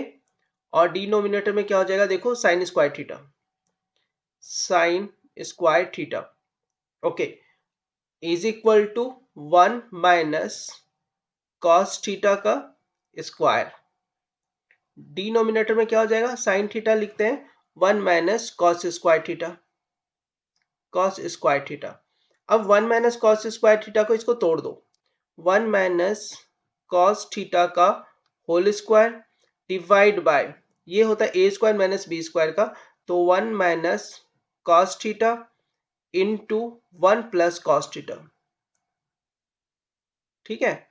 अब क्या करेंगे, ये वाला पोर्शन इसके पावर को खत्म कर देगा, तो हम इज इक्वल टू लिख सकते हैं क्या 1 माइनस कॉस थीटा, और डिवाइड में क्या हो जाएगा 1 plus cos theta, and this is equal to क्या है RHS, ठीक है, hence this is proved। Question number 32 says that if a line is drawn parallel to one side of a triangle to intersect the other two sides in distinct points, then prove that the other two sides are divided in the same ratio। पहले triangle बना लेते हैं, triangle हो गया मेरा ए B सी, okay, और एक line parallel खींच लेते हैं डीई। ठीक है, तो यहाँ पे क्या है, DE is parallel to BC. ठीक है, उसके बाद क्या करते हैं, कंस्ट्रक्शंस करते हैं कि बी से ई को मिलाते हैं और ई से एक परपेंडिकुलर खींच देते हैं ए बी पर। ठीक है, वैसे ही सिमिलरली सी को डी से मिलाते हैं और डी से परपेंडिकुलर खींच देते हैं ए सी पर। ठीक है, और उसका नाम रख देते हैं पॉइंट का एम एन। ठीक है, ओके।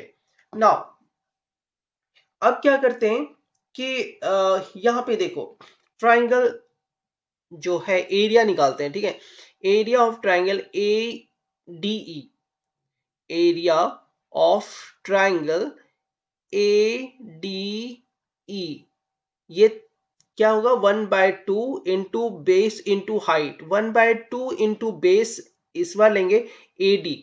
जब एडी हम बेस लेते हैं, ठीक है, एडी लेंगे बेस, एडी, तो हाइट क्या हो जाएगा आपको, ई एम या M E, M E height हो जाएगा। ठीक है, और ये तो हो गया एरिया ऑफ एडी। दूसरा निकालेंगे एरिया ऑफ ये वाला B D E, triangle B D E, B D E, इसका एरिया निकालो, इज इक्वल टू 1/2। यहाँ पे बेस क्या हो जाएगा, डी बी। ठीक है, यहाँ पे बेस हो जाएगा आपको डी बी, तो हाइट इसका क्या हो जाएगा, इसका हाइट भी एम ई के बराबर होगा, एम ई। ठीक है, अब ये जो दो चीज निकाला हमने, इसको डिवाइड कर देंगे एक दूसरे से।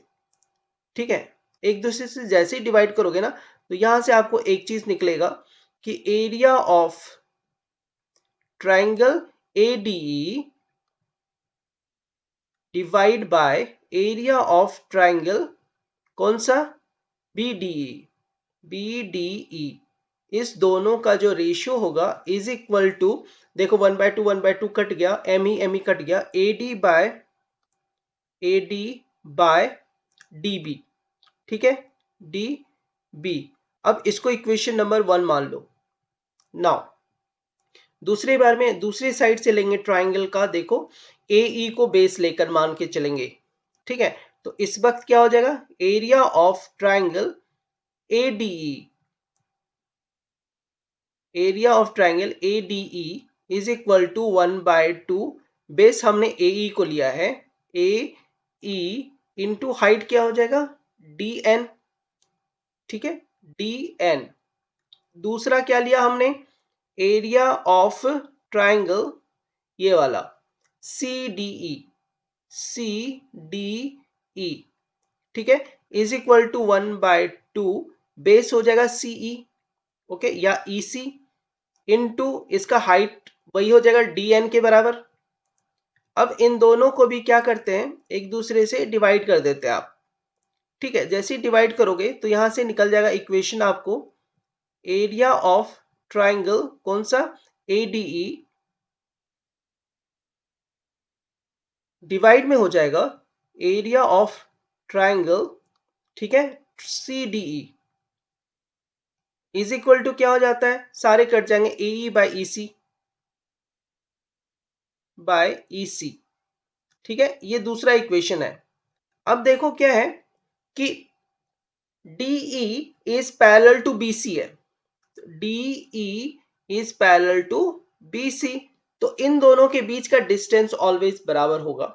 दूसरी बात कि ये जो दो ट्राइंगल है ना, कौन सा ट्राइंगल है, ये वाला ट्राइंगल और ये वाला ट्राइंगल जो है, ये दोनों क्या है, एक ही बेस पर है, DE एक ही बेस है, तो दोनों का एरिया क्या हो जाएगा, इस वजह से क्या हो जाएगा, दोनों का एरिया बराबर होगा, मीन्स ट्राइंगल BDE।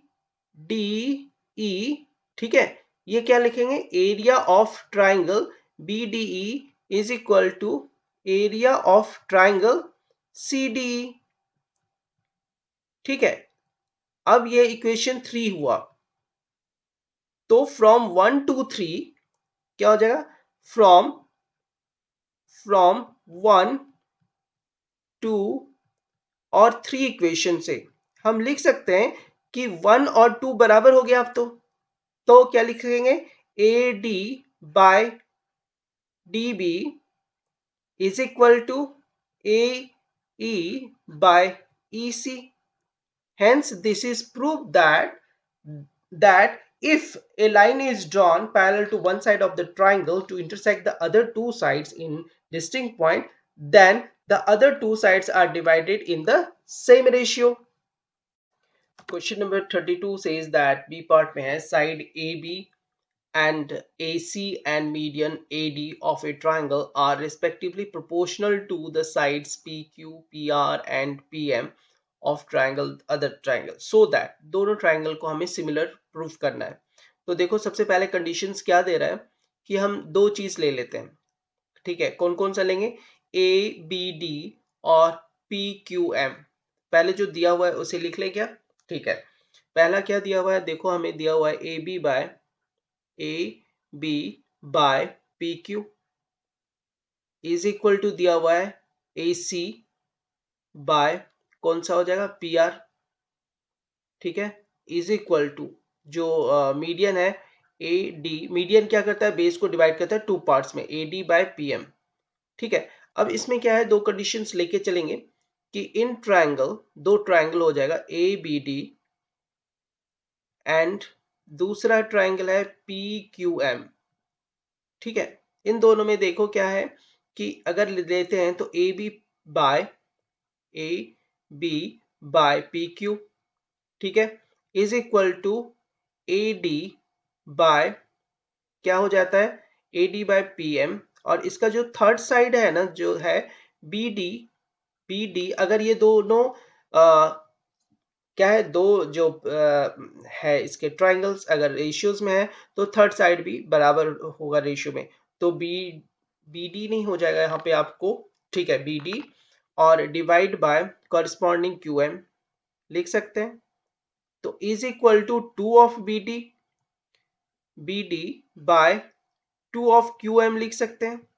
ठीक है, तो 2 ऑफ BD बाय QM हो जाता है BC बाय QR.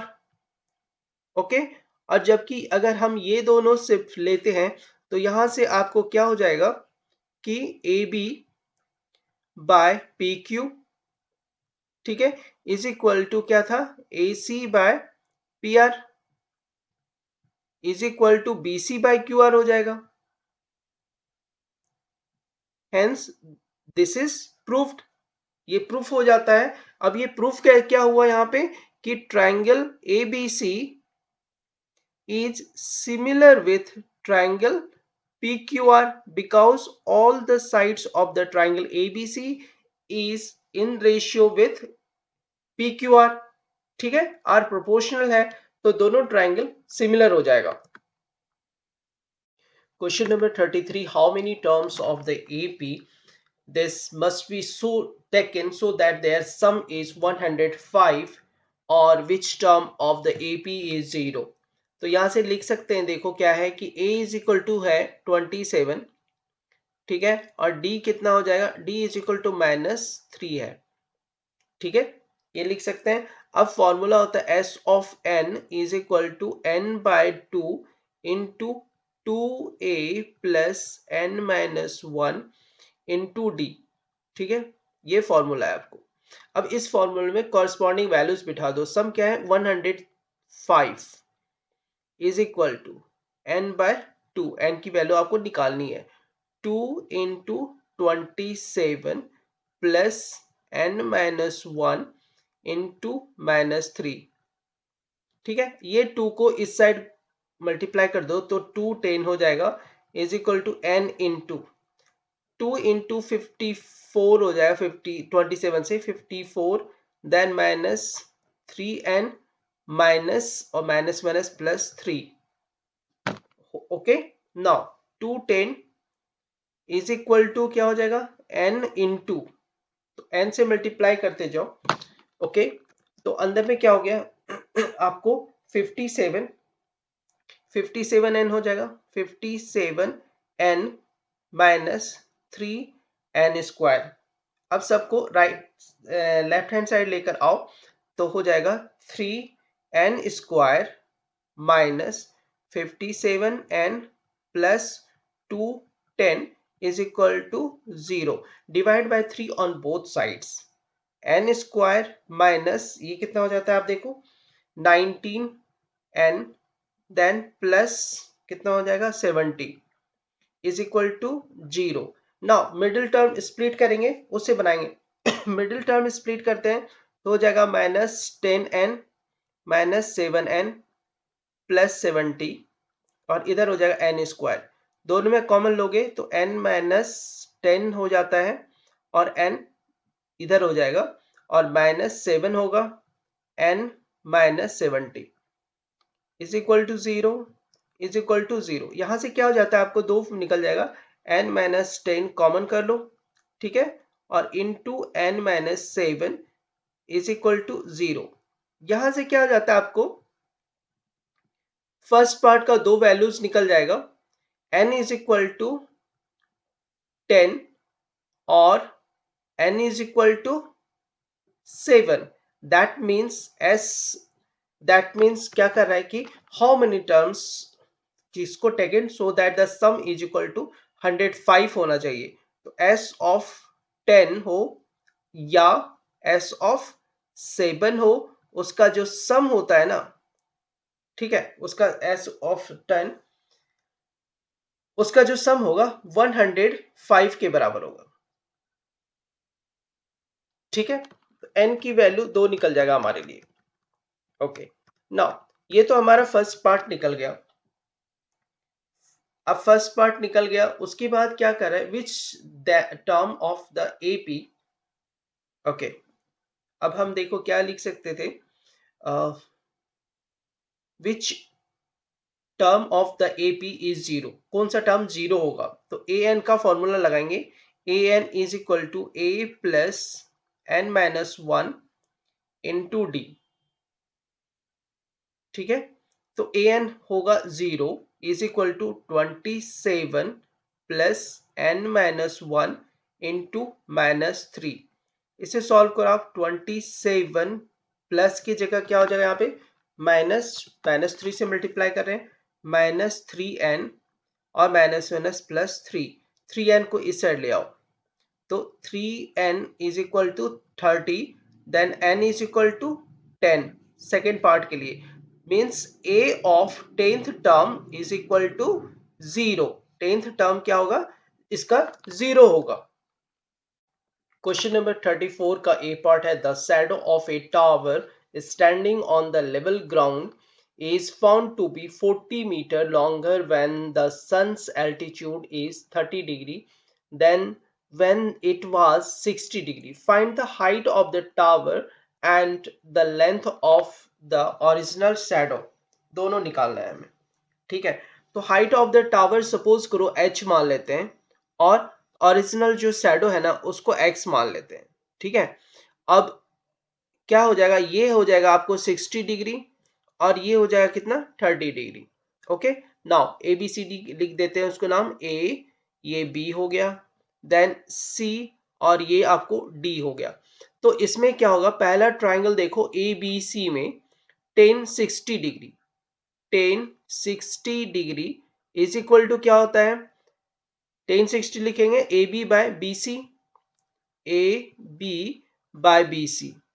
अब ए बी कितना दिया हुआ है h है और बी सी है x है, और इज इक्वल टू 1060 कितना होता है, 1060 होता है √3। तो यहां से आप लिख सकते हैं कि x इज इक्वल टू क्या हो जाएगा, x is equal to x इधर गया h बाय √3, h बाय √3, ठीक है। तो h बाय √3 हो गया। नाउ अब दूसरा क्या है कि ट्राइंगल ए बी डी का 30 degree 1030 degree is equal to क्या होता है, 1030 लेंगे तो हो जाएगा A B by B D, ठीक है। ए बी क्या है h है और बी डी है x प्लस 40, ठीक है। ये दिया हुआ है हमें 40 सेंटीमीटर लॉन्गर होता है, 40 मीटर, ओके, इस तरह से लिख सकते हैं। और 1030 क्या होता है कि 1/√3, 1/√3 is equal to h by x plus 40। तो यूजिंग क्रॉस मल्टीप्लीकेशन करोगे x plus 40 is equal to क्या हो जाएगा h√3। अब x की जगह हम ये वैल्यू पुट करो, h by √3 plus 40 is equal to H root three. अब क्या करते हैं, रूट थ्री से multiply by both side, root three से जैसे मल्टीप्लाई बोथ साइड करोगे तो H plus 40 root three is equal to root three यहाँ पे 3 हो जाएगा, ठीक है, एच रूट थ्री था यहाँ पर, ओके, आपने कुछ ये 4 लिख दिया, ये होगा एच रूट थ्री, ओके, ठीक है। तो यहाँ पे रूट थ्री से रूट थ्री मल्टीप्लाई होगा तो 3h हो जाएगा, देन h उस साइड जाएगा 2h, 2h is equal to 40 root three. तो यहां से निकल सकता है h की value, h is equal to 20 root three. तो h की वैल्यू जो 20 रूट थ्री है ना, रूट थ्री की वैल्यू पुट करो तो h इज इक्वल टू क्या हो जाएगा, 20 इंटू 1.732 रख लो, ओके, इज इक्वल टू क्या हो जाएगा, तो h की वैल्यू हो जाएगा आपको 34.64। ये क्या दिया हुआ है, मीटर में, तो हम मीटर में लिख लेंगे। तो ये हाइट ऑफ द टावर निकल गया, हाइट ऑफ द टावर हमारा ये हो गया। नाउ दूसरा केस क्या कर रहा है, ओरिजिनल शैडो। ओरिजिनल शैडो जो होता है x बराबर क्या हो जाएगा, h बाय रूट थ्री। तो h की वैल्यू देखो 20 रूट थ्री है, 20 root three divide by root three. तो ये रूट थ्री कट गया, तो x की वैल्यू कितना आ गया, ओरिजिनल जो शैडो बन रहा है वो 20 मीटर का होगा।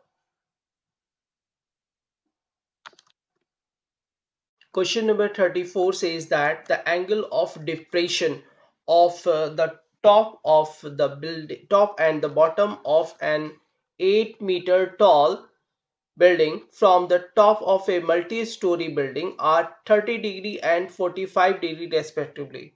Find the height of the multi-story building and the distance between the two buildings. ठीक है, तो हाइट ऑफ द बिल्डिंग अगर सपोज करो हमने h मान लिया, एज्यूम कर लिया, ठीक है, ये पूरा हाइट है h दिया हुआ है, ठीक है। नाउ सपोज करो ये हमने h मान रहे हैं हाइट ऑफ द बिल्डिंग, ठीक है, यहां से यहां तक। तो क्या कह रहा है इसमें क्वेश्चंस में, देखो आपको बता रहा है कि 8 मीटर टॉल बिल्डिंग एक है, ये है 8 मीटर टॉल, तो इसके पैरेलली ये भी 8 मीटर हो जाएगा। तो रिमेनिंग पार्ट कितना बचा, h माइनस 8, ठीक है। और दो बिल्डिंग के बीच का डिस्टेंस सपोज करो x मीटर है, ठीक है। और ए बी क्या है, टॉल बिल्डिंग है ए बी, और सी डी जो है स्मॉल बिल्डिंग है सी डी, ठीक है। अब क्या करते हैं कि इसको सॉल्व करते हैं और इसे पॉइंट ई रख लो, ओके। तो फर्स्ट क्या कह रहा है कि ये वाला जो टॉप का है वो 30 डिग्री डिप्रेशन बता रहा है, यहाँ से 30 डिग्री है, तो ये भी 30 डिग्री हो जाएगा आपको।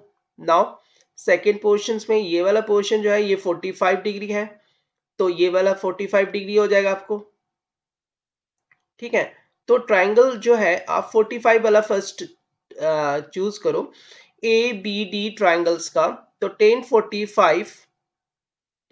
45 इज इक्वल टू हो जाएगा, देखो परपेंडिकुलर बाय बेस, परपेंडिकुलर होता है A B by B D, base हो गया, ठीक है। इज इक्वल टू क्या होता है, ए बी हमने एच माना है हाइट ऑफ द बिल्डिंग, और एक्स है उसका दोनों बिल्डिंग के बीच का डिस्टेंस। तो यहाँ पे क्या हो जाएगा, 1 is equal to H by X, इसका मतलब है कि h is equal to X हो गया, ठीक है। डिस्टेंस बिटवीन द बिल्डिंग और टॉल बिल्डिंग का हाइट दोनों बराबर होगा। नाउ सेकेंड केस है ए ई सी ट्राइंगल का 10 of 30 degree.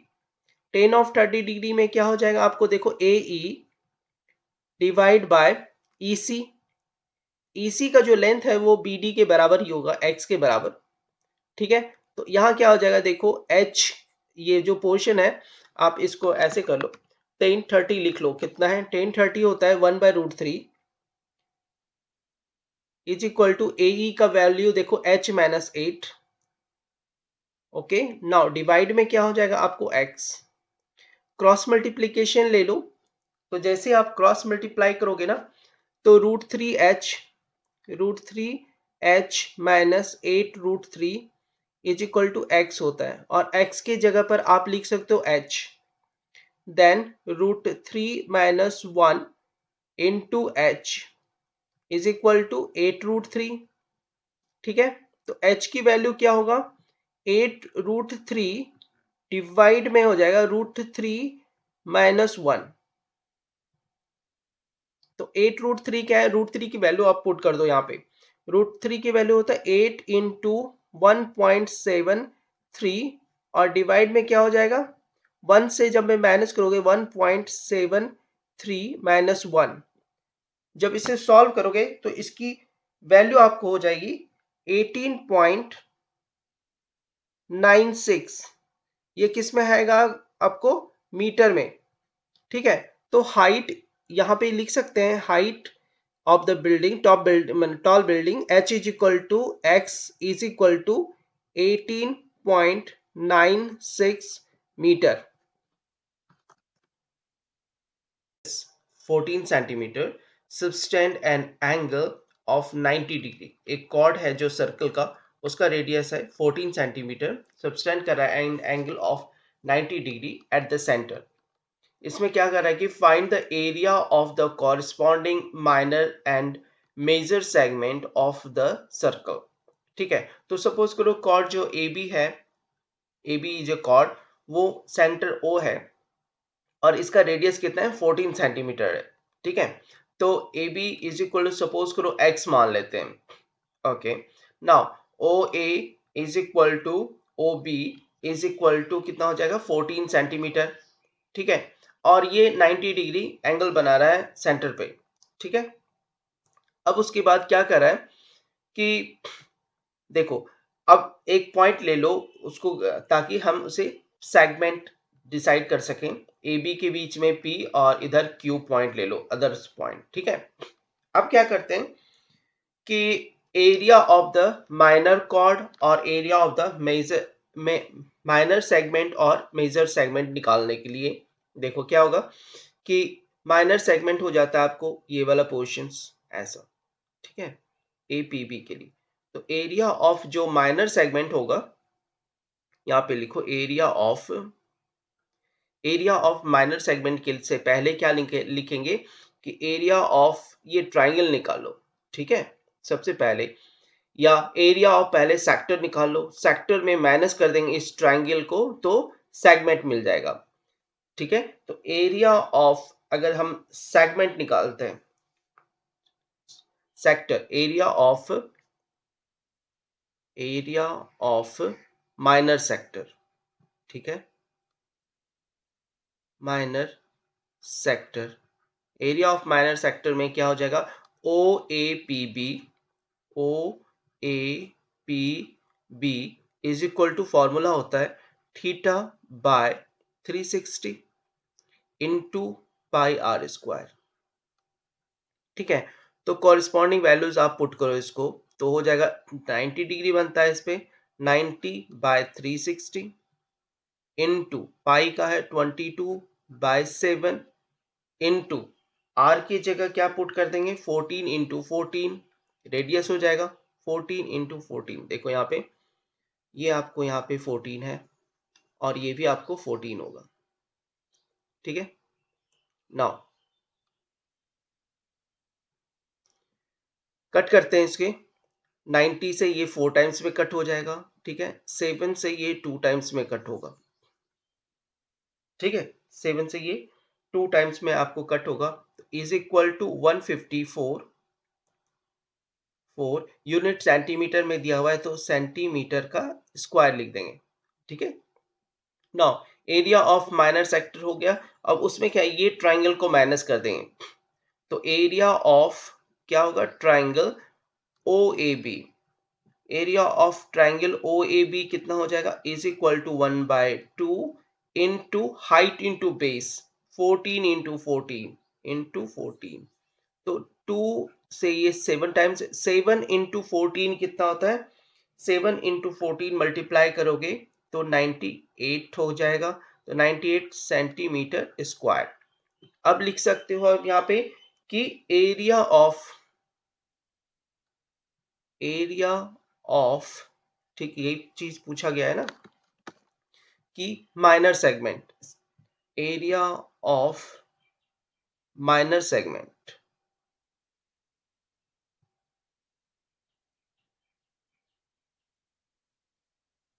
Area of minor segment क्या हो जाएगा कि एरिया ऑफ सेक्टर जो हमने निकाला है, area of sector minus area of the triangle, then 154 minus 98 is equal to 56 और यूनिट हो जाएगा इसका सेंटीमीटर स्क्वायर।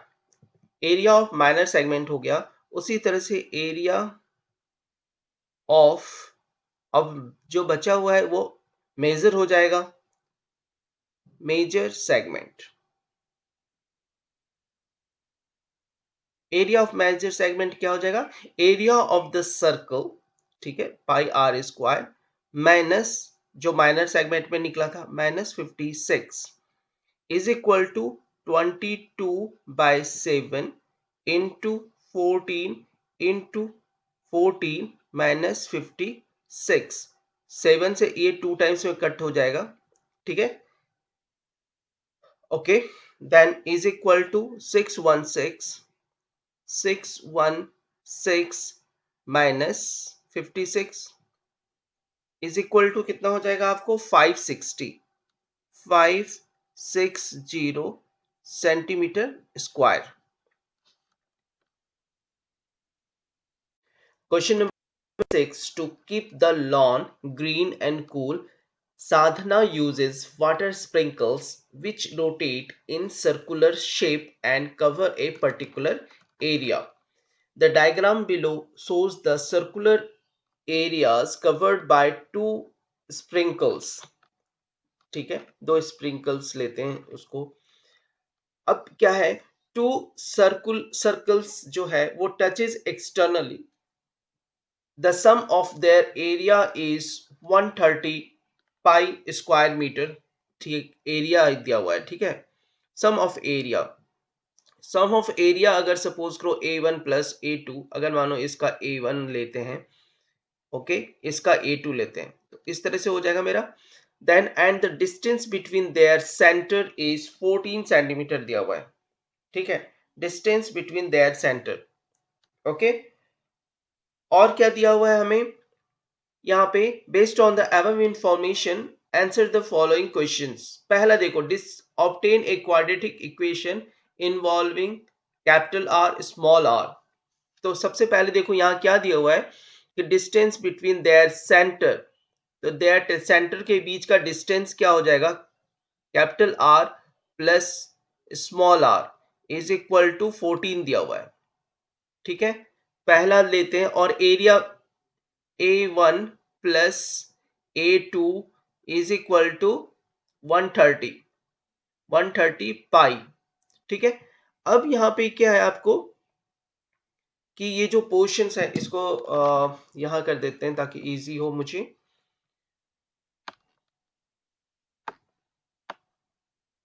ओके,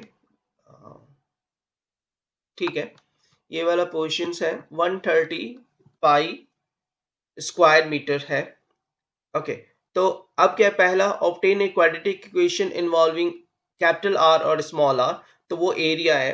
तो फर्स्ट पार्ट हम ऐसे बना सकते हैं, पहला पार्ट हो जाएगा आपको कि A1 हो जाएगा पाई आर स्क्वायर प्लस दूसरा सर्कल का area pi small R square is equal to दिया हुआ है 130 पाई। अब बोथ साइड से डिवाइड कर देते हैं, पाई ऑन बोथ साइड, देखो कॉमन भी निकल जाएगा, तो पाई यहां से निकल जाएगा, हट जाएगा। तो इसका इक्वेशन नेक्स्ट स्टेप में क्या बन जाएगा, नेक्स्ट स्टेप में हो जाएगा R square plus small R square is equal to 130, ठीक है। तो ये एक तरह का इक्वेशन बन जाता है, ओके। तो ये फर्स्ट का इक्वेशन हो गया। नाउ अब क्या करते हैं, दूसरा बनाते हैं। दूसरे में पूछ रहा है कि write a quadratic equation involving only R, तो सिर्फ आर को लगाना है। तो क्या करेंगे, ये फर्स्ट पार्ट जो है ना, फर्स्ट इक्वेशन से स्मॉल आर चाहिए, तो कैपिटल आर को हटा देंगे, तो capital R is equal to 14 minus small R. ये जो वैल्यूज है ना उसे हम सेकेंड वाली इक्वेशंस में, ये वाला सेकेंड मान लो, इस इक्वेशन में पुट कर देते हैं। तो कैपिटल आर की जगह क्या हो जाएगा 14 माइनस आर, 14 माइनस आर का square plus small R square, ठीक है, इज इक्वल टू 130, ठीक है। इसे हमें सॉल्व करके क्वाड्रेटिक इक्वेशन लाना है। तो 14 का स्क्वायर क्या हो जाता है, 14 का स्क्वायर लिखोगे तो 14 का स्क्वायर होता है 196, 196 minus 14 into 2 28 R, then plus are square is equal to 130। ये हुआ। अब क्या लिखेंगे, अब हो जाएगा देखो आर स्क्वायर, ये R square plus are square हो जाएगा आपको 2r square, 2r square minus 28r, 196 में 130 जाएगा तो हो जाएगा 66, then plus 66 is equal to 0। अब देखो क्या होता है कि 2 कॉमन आ जाएगा दोनों साइड से तो 2 कॉमन करोगे या 2 से डिवाइड कर दोगे तो R square minus 14r plus 33 is equal to 0. This is a quadratic equation involving small r, ठीक है, ये हो गया quadratic equation involving small r।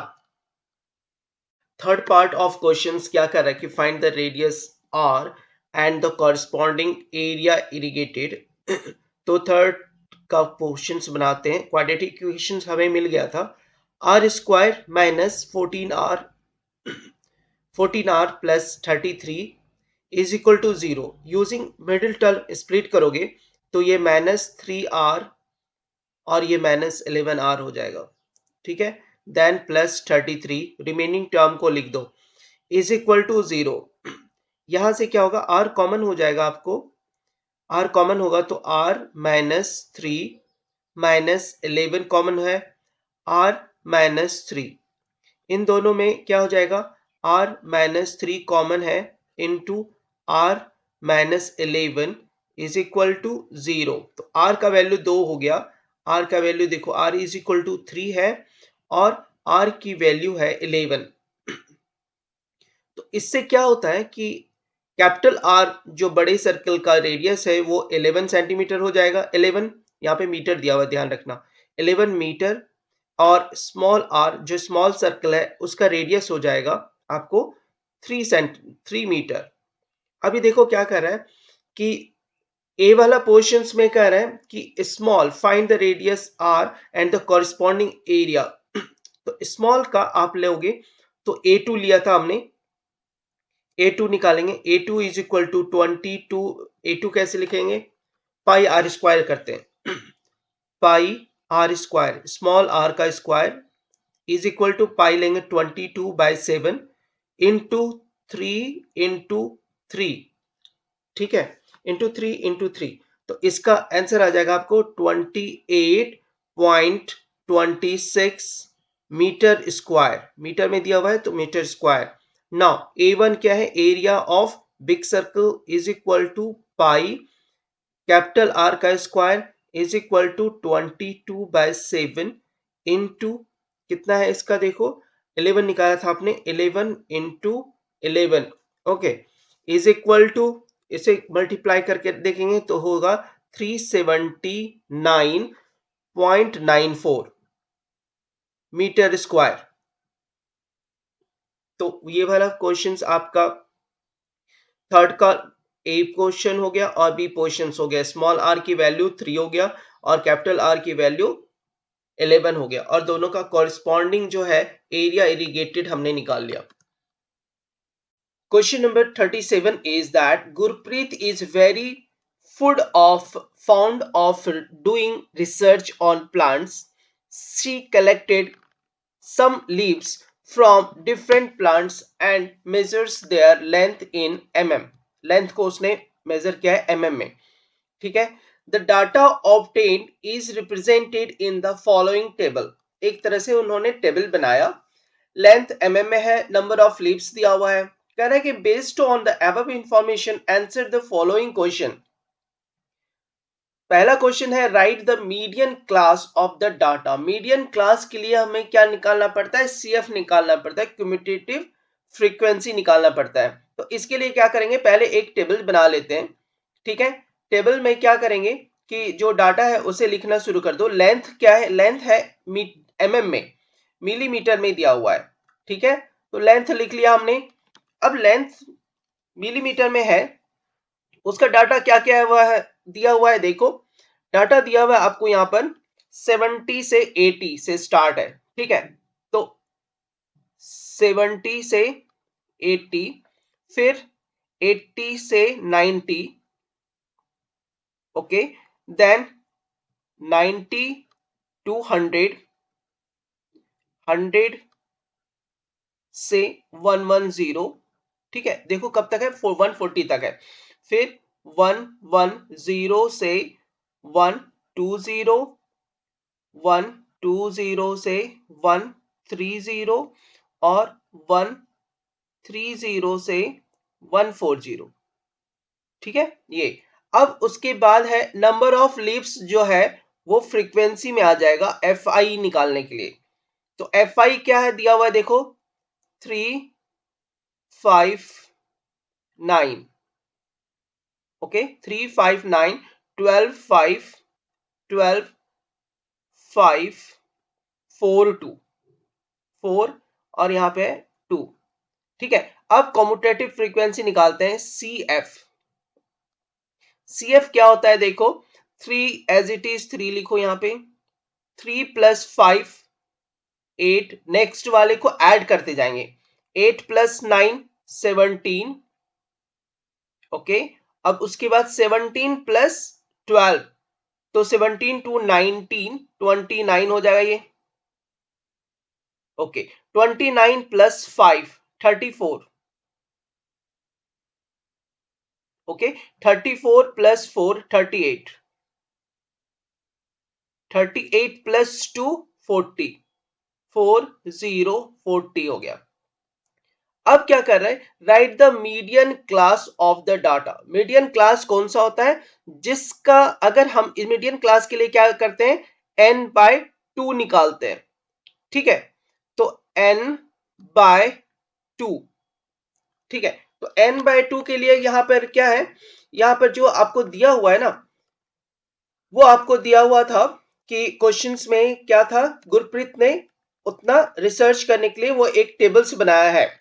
तो इसमें क्या हो जाएगा, n की वैल्यू जब निकालेंगे तो length, number of total trees हो रहा है आपको देखो 40, ठीक है। तो ये हमारा नंबर्स हो गया। तो 40 बाय 2 कितना हो जाएगा, देखो 40 बाय 2 इज इक्वल टू हो जाएगा 20, ओके।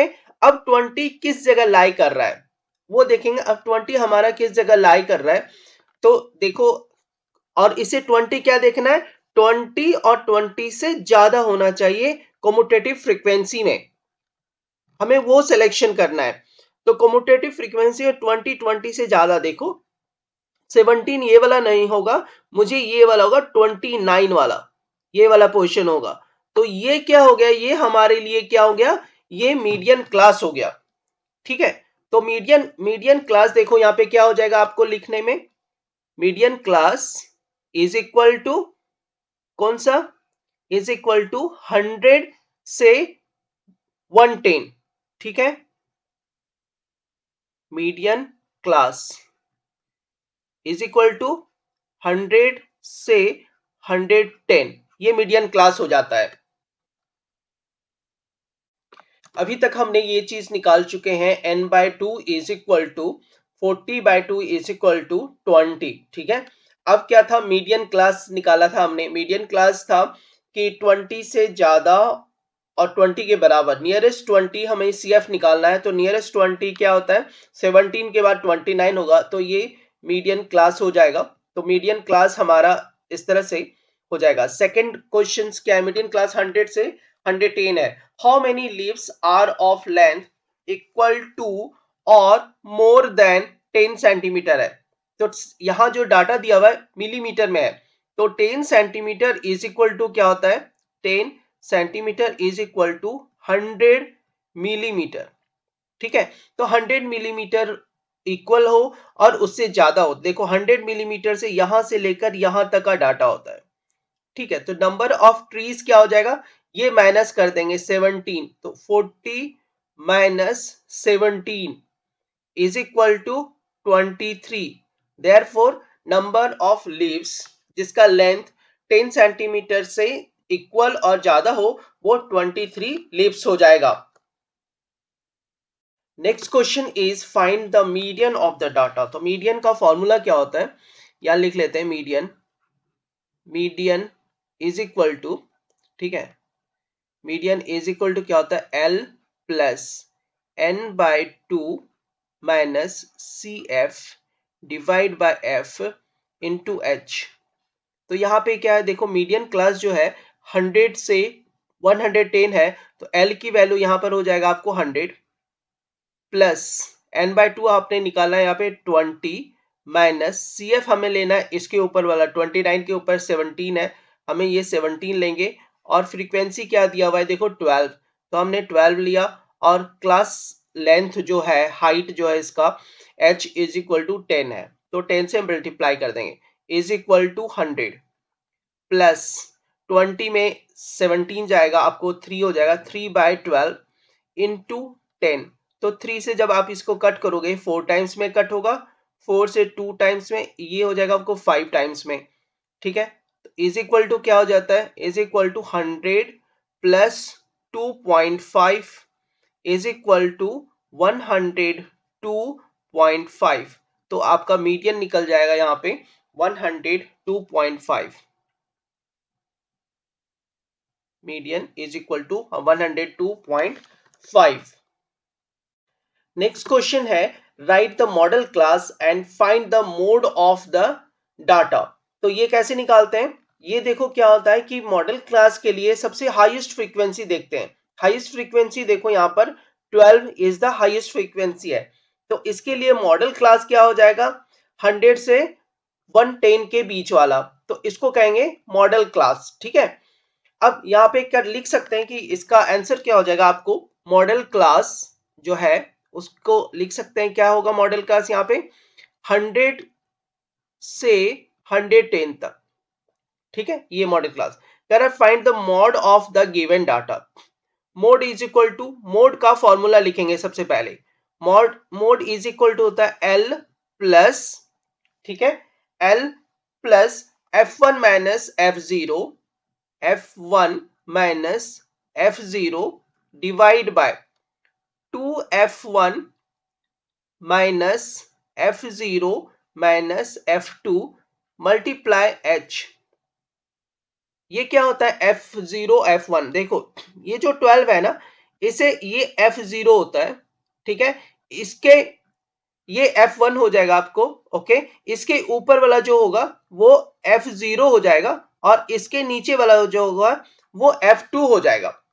ठीक है, तो इस तरह से हम बनाते हैं. ओके, अब देखो क्या है कि ये हो गया हमारा F1 क्या होगा, मैक्सिमम फ्रीक्वेंसी को F1 कहेंगे. ठीक है, और F0 क्या होगा, of the class preceding the modal class, model class से ऊपर. ठीक है, तो इस तरह से अब इसका कॉरिस्पॉन्डिंग वैल्यूज हम पुट करना शुरू करते हैं. एल लोअर लिमिट है तो 100 है, तो हमने यहां पर 100 लिख दिया. ठीक है, 100 देन प्लस F1 क्या है 12, 12 माइनस F0 है 9 डिवाइड में क्या हो जाएगा, देखो 2F1, 2 into 12 minus F0. F0 क्या दिया हुआ है, देखो 9 है, और फिर माइनस F2 दिया हुआ है आपको 5, और इसको मल्टीप्लाई करना है 10 से, इज इक्वल टू 100 प्लस, इसे सॉल्व करते हैं, 12 minus 9 is equal to 3 divide by, अब देखो ये क्या होता है 24, 12 इंटू 2 24, 24 में माइनस करना है कितना 9 और 5 को माइनस 14, 24 में से 14 जाएगा तो 10 हो जाएगा. ठीक है, तो ये हो गया 10 मल्टीप्लाई 10, तो ये 10 और ये 10 कट जाएगा, इज इक्वल टू 103. तो मोड का वैल्यू क्या हो जाएगा, mode is equal to 103, 103. Question number 38 says the picture given below shows a circular mirror hanging on the wall with a chord. The diagram represents the mirror as a circle with center O. AP and AQ are tangents to the circle P and Q respectively, such that AP is equal to 30 centimeter and angle PAQ is equal to 60 दिया हुआ है. ठीक है. Based on the above information, answer the following questions. इसमें क्या क्या दिया हुआ था मेरा. ठीक है. इसमें जो दिया हुआ था आपको क्या था. AP is equal to 30, AP is equal to 30 और PAQ 60 है. AP इज इक्वल टू 30, ये वाला दिया हुआ है 30 सेंटीमीटर, 30 सेंटीमीटर. और ये जो एंगल टोटल है ना वो 60 है. तो ये वाला एंगल आपको 30 डिवाइड हो जाएगा, ये 30 और ये 30 हो जाएगा, टोटल 60 होता है. ठीक है, टोटल 60 है. ओके. अब क्या करने बोल रहा है, find the length of P Q. P से क्यू का लेंथ में देखो यहाँ पे ट्राइंगल हम ये वाला बना लेते हैं और ये 90 डिग्री है सपोज. ठीक है. तो क्या करेंगे, यूजिंग पाइथागोरस थ्योरम से ये आर मान लो, पी ऑफ आर की वैल्यू निकाल लेंगे यूजिंग पाइथागोरस से. तो नो यूजिंग पाइथागोरस, ये 30 डिग्री है ना. तो देखो इस ट्राइंगल में, इन ट्राइंगल कौन सा ट्राइंगल लेंगे कि पी आर ए या ए पी आर. इसमें देखो कौन सा, ये 30 डिग्री है और ये परपेंडिकुलर है और ये हाइपोटेनस दिया हुआ है मेरा. तो परपेंडिकुलर हाइपोटेनस साइन होता है, साइन का वैल्यू होता है. तो sine 30 degree is equal to perpendicular by hypotenuse P R by हो जाएगा पी ए. ठीक है. और साइन 30 डिग्री का वैल्यू होता है 1/2 is equal to P R, हमें नहीं पता पी आर, और पी ए की वैल्यू 30 दी हुई है 30. तो क्या निकाल सकते हैं यहां से, पी आर की वैल्यू निकाल सकते हैं. P R is equal to 30/2, 15 centimetre. ठीक है. अब क्या निकालेंगे, ये पूछा है आपसे find the length of P Q. तो पी क्यू निकालने के लिए क्या कर देंगे इसको. ओके. फिर डबल कर देंगे उसको तो वो पी क्यू हो जाएगा. ठीक है. तो यहां पे देखो क्या है कि पी क्यू निकालना है, find the P Q. Then P Q is equal to ये वाला लेंथ पी से क्यू तक का P R plus R Q is equal to 2 of P R is equal to कितना हो जाएगा 30 सेंटीमीटर. ये हमारा निकल गया 30 सेंटीमीटर. ठीक है. सेकेंड क्वेश्चन में है कि find the measure of angle P of P O Q. ये वाला निकालने बोल रहा है आपको, मेजर पी ओ क्यू निकालने दे रहा है ये एंगल. तो ये एंगल कैसे निकलेगा कि सपोज करते हैं एक पैरेललोग्राम, कौन सा पैरेललोग्राम है, ओ पी ए क्यू. ये एक पैरेललोग्राम, तो sum of all angles is equal to 360 होगा. तो ये एंगल 90 डिग्री दिया हुआ है और यहाँ पे भी 90 डिग्री, क्योंकि सेंटर से point of contact of tangent को ज्वाइन करने वाला 90 होता है. तो कैसे कैसे लिखेंगे देखो, angle of P O Q plus angle of P plus angle of Q plus angle of A is equal to 360. Okay. Now angle of P O Q plus ये कितना कितना हो जाएगा 90 plus 90 plus 60 is equal to 360. Okay. अब क्या है, P O Q is equal to 360 minus 90 90 180 180 plus, तो ये 240 हो जाता है. ठीक है. Is equal to 120 degree. तो पी ओ क्यू का वैल्यू क्या हो गया 120 डिग्री. थर्ड क्वेश्चन कर रहा है find the length of O A. तो ओ ए के लिए क्या करते हैं कि वो ट्राइंगल ले लेते हैं, राइट एंगल ट्राइंगल, कौन सा, ओ P A. O P A में देख लो कि कौन सा होगा, ओ पी ए. पी ए जो है वो बेस है हमारा और इसमें हाइपोटेनस हमने ए ओ निकाल के रखा है. ठीक है. तो इसके लिए क्या यूज करेंगे, cos of 30. Cos of 30 is equal to हो जाएगा A P by O A. Okay. Cos 30 होता है √3/2. √3/2 इज इक्वल टू एपी की वैल्यू होता है एपी तो हमें दिया हुआ था 30, ठीक है, तो यहां से निकाल सकते हैं cos 30 AP is equal to 30 by O A. तो यहाँ पे क्या है, ओ ए निकालना है, तो ओ ए की वैल्यू कितनी हो जाएगी, O A is equal to cross multiplication कर देते हैं 30 इंटू 2 डिवाइड बाय √3। तो ओ ए की वैल्यू देखो क्या हो गया, ओ ए इज इक्वल टू 30 को लिख सकते हैं 3 इंटू 10 इंटू 2 डिवाइड बाय √3। ये √3 कटेगा इससे तो ऊपर √3 हो जाएगा, is equal to O A का वैल्यू क्या हो जाएगा, ओ ए की वैल्यू हो जाएगा 20√3। ये कितना है, centimetre. Now next question is find the radius of the mirror. तो रेडियस ऑफ द मिरर के लिए क्या निकालना है हमें, देखो ओपी निकालना है, OP is equal to O Q is equal to R, ठीक है, ये रेडियस है। तो इसके लिए क्या करते हैं कि साइन ऑफ 30 डिग्री कौन सा, जो हमने यही लिया था ट्राइंगल, कौन सा ट्राइंगल लिया था हमने, triangle of O P A में, ठीक है, साइन ऑफ 30 लेते हैं। साइन ऑफ 30 क्या होता है, परपेंडिकुलर बाय हाइपोटेनस, परपेंडिकुलर हमारा है ओपी डिवाइड बाय हाइपोटेनस है ओ ए, ओ ए। तो साइन 30 होता है 1/2 is equal to O P by O A का वैल्यू हमने अभी निकाला है 20√3। तो यहां से हो जाएगा आपको कि O P is equal to 20√3 divide by 2 is equal to 10√3।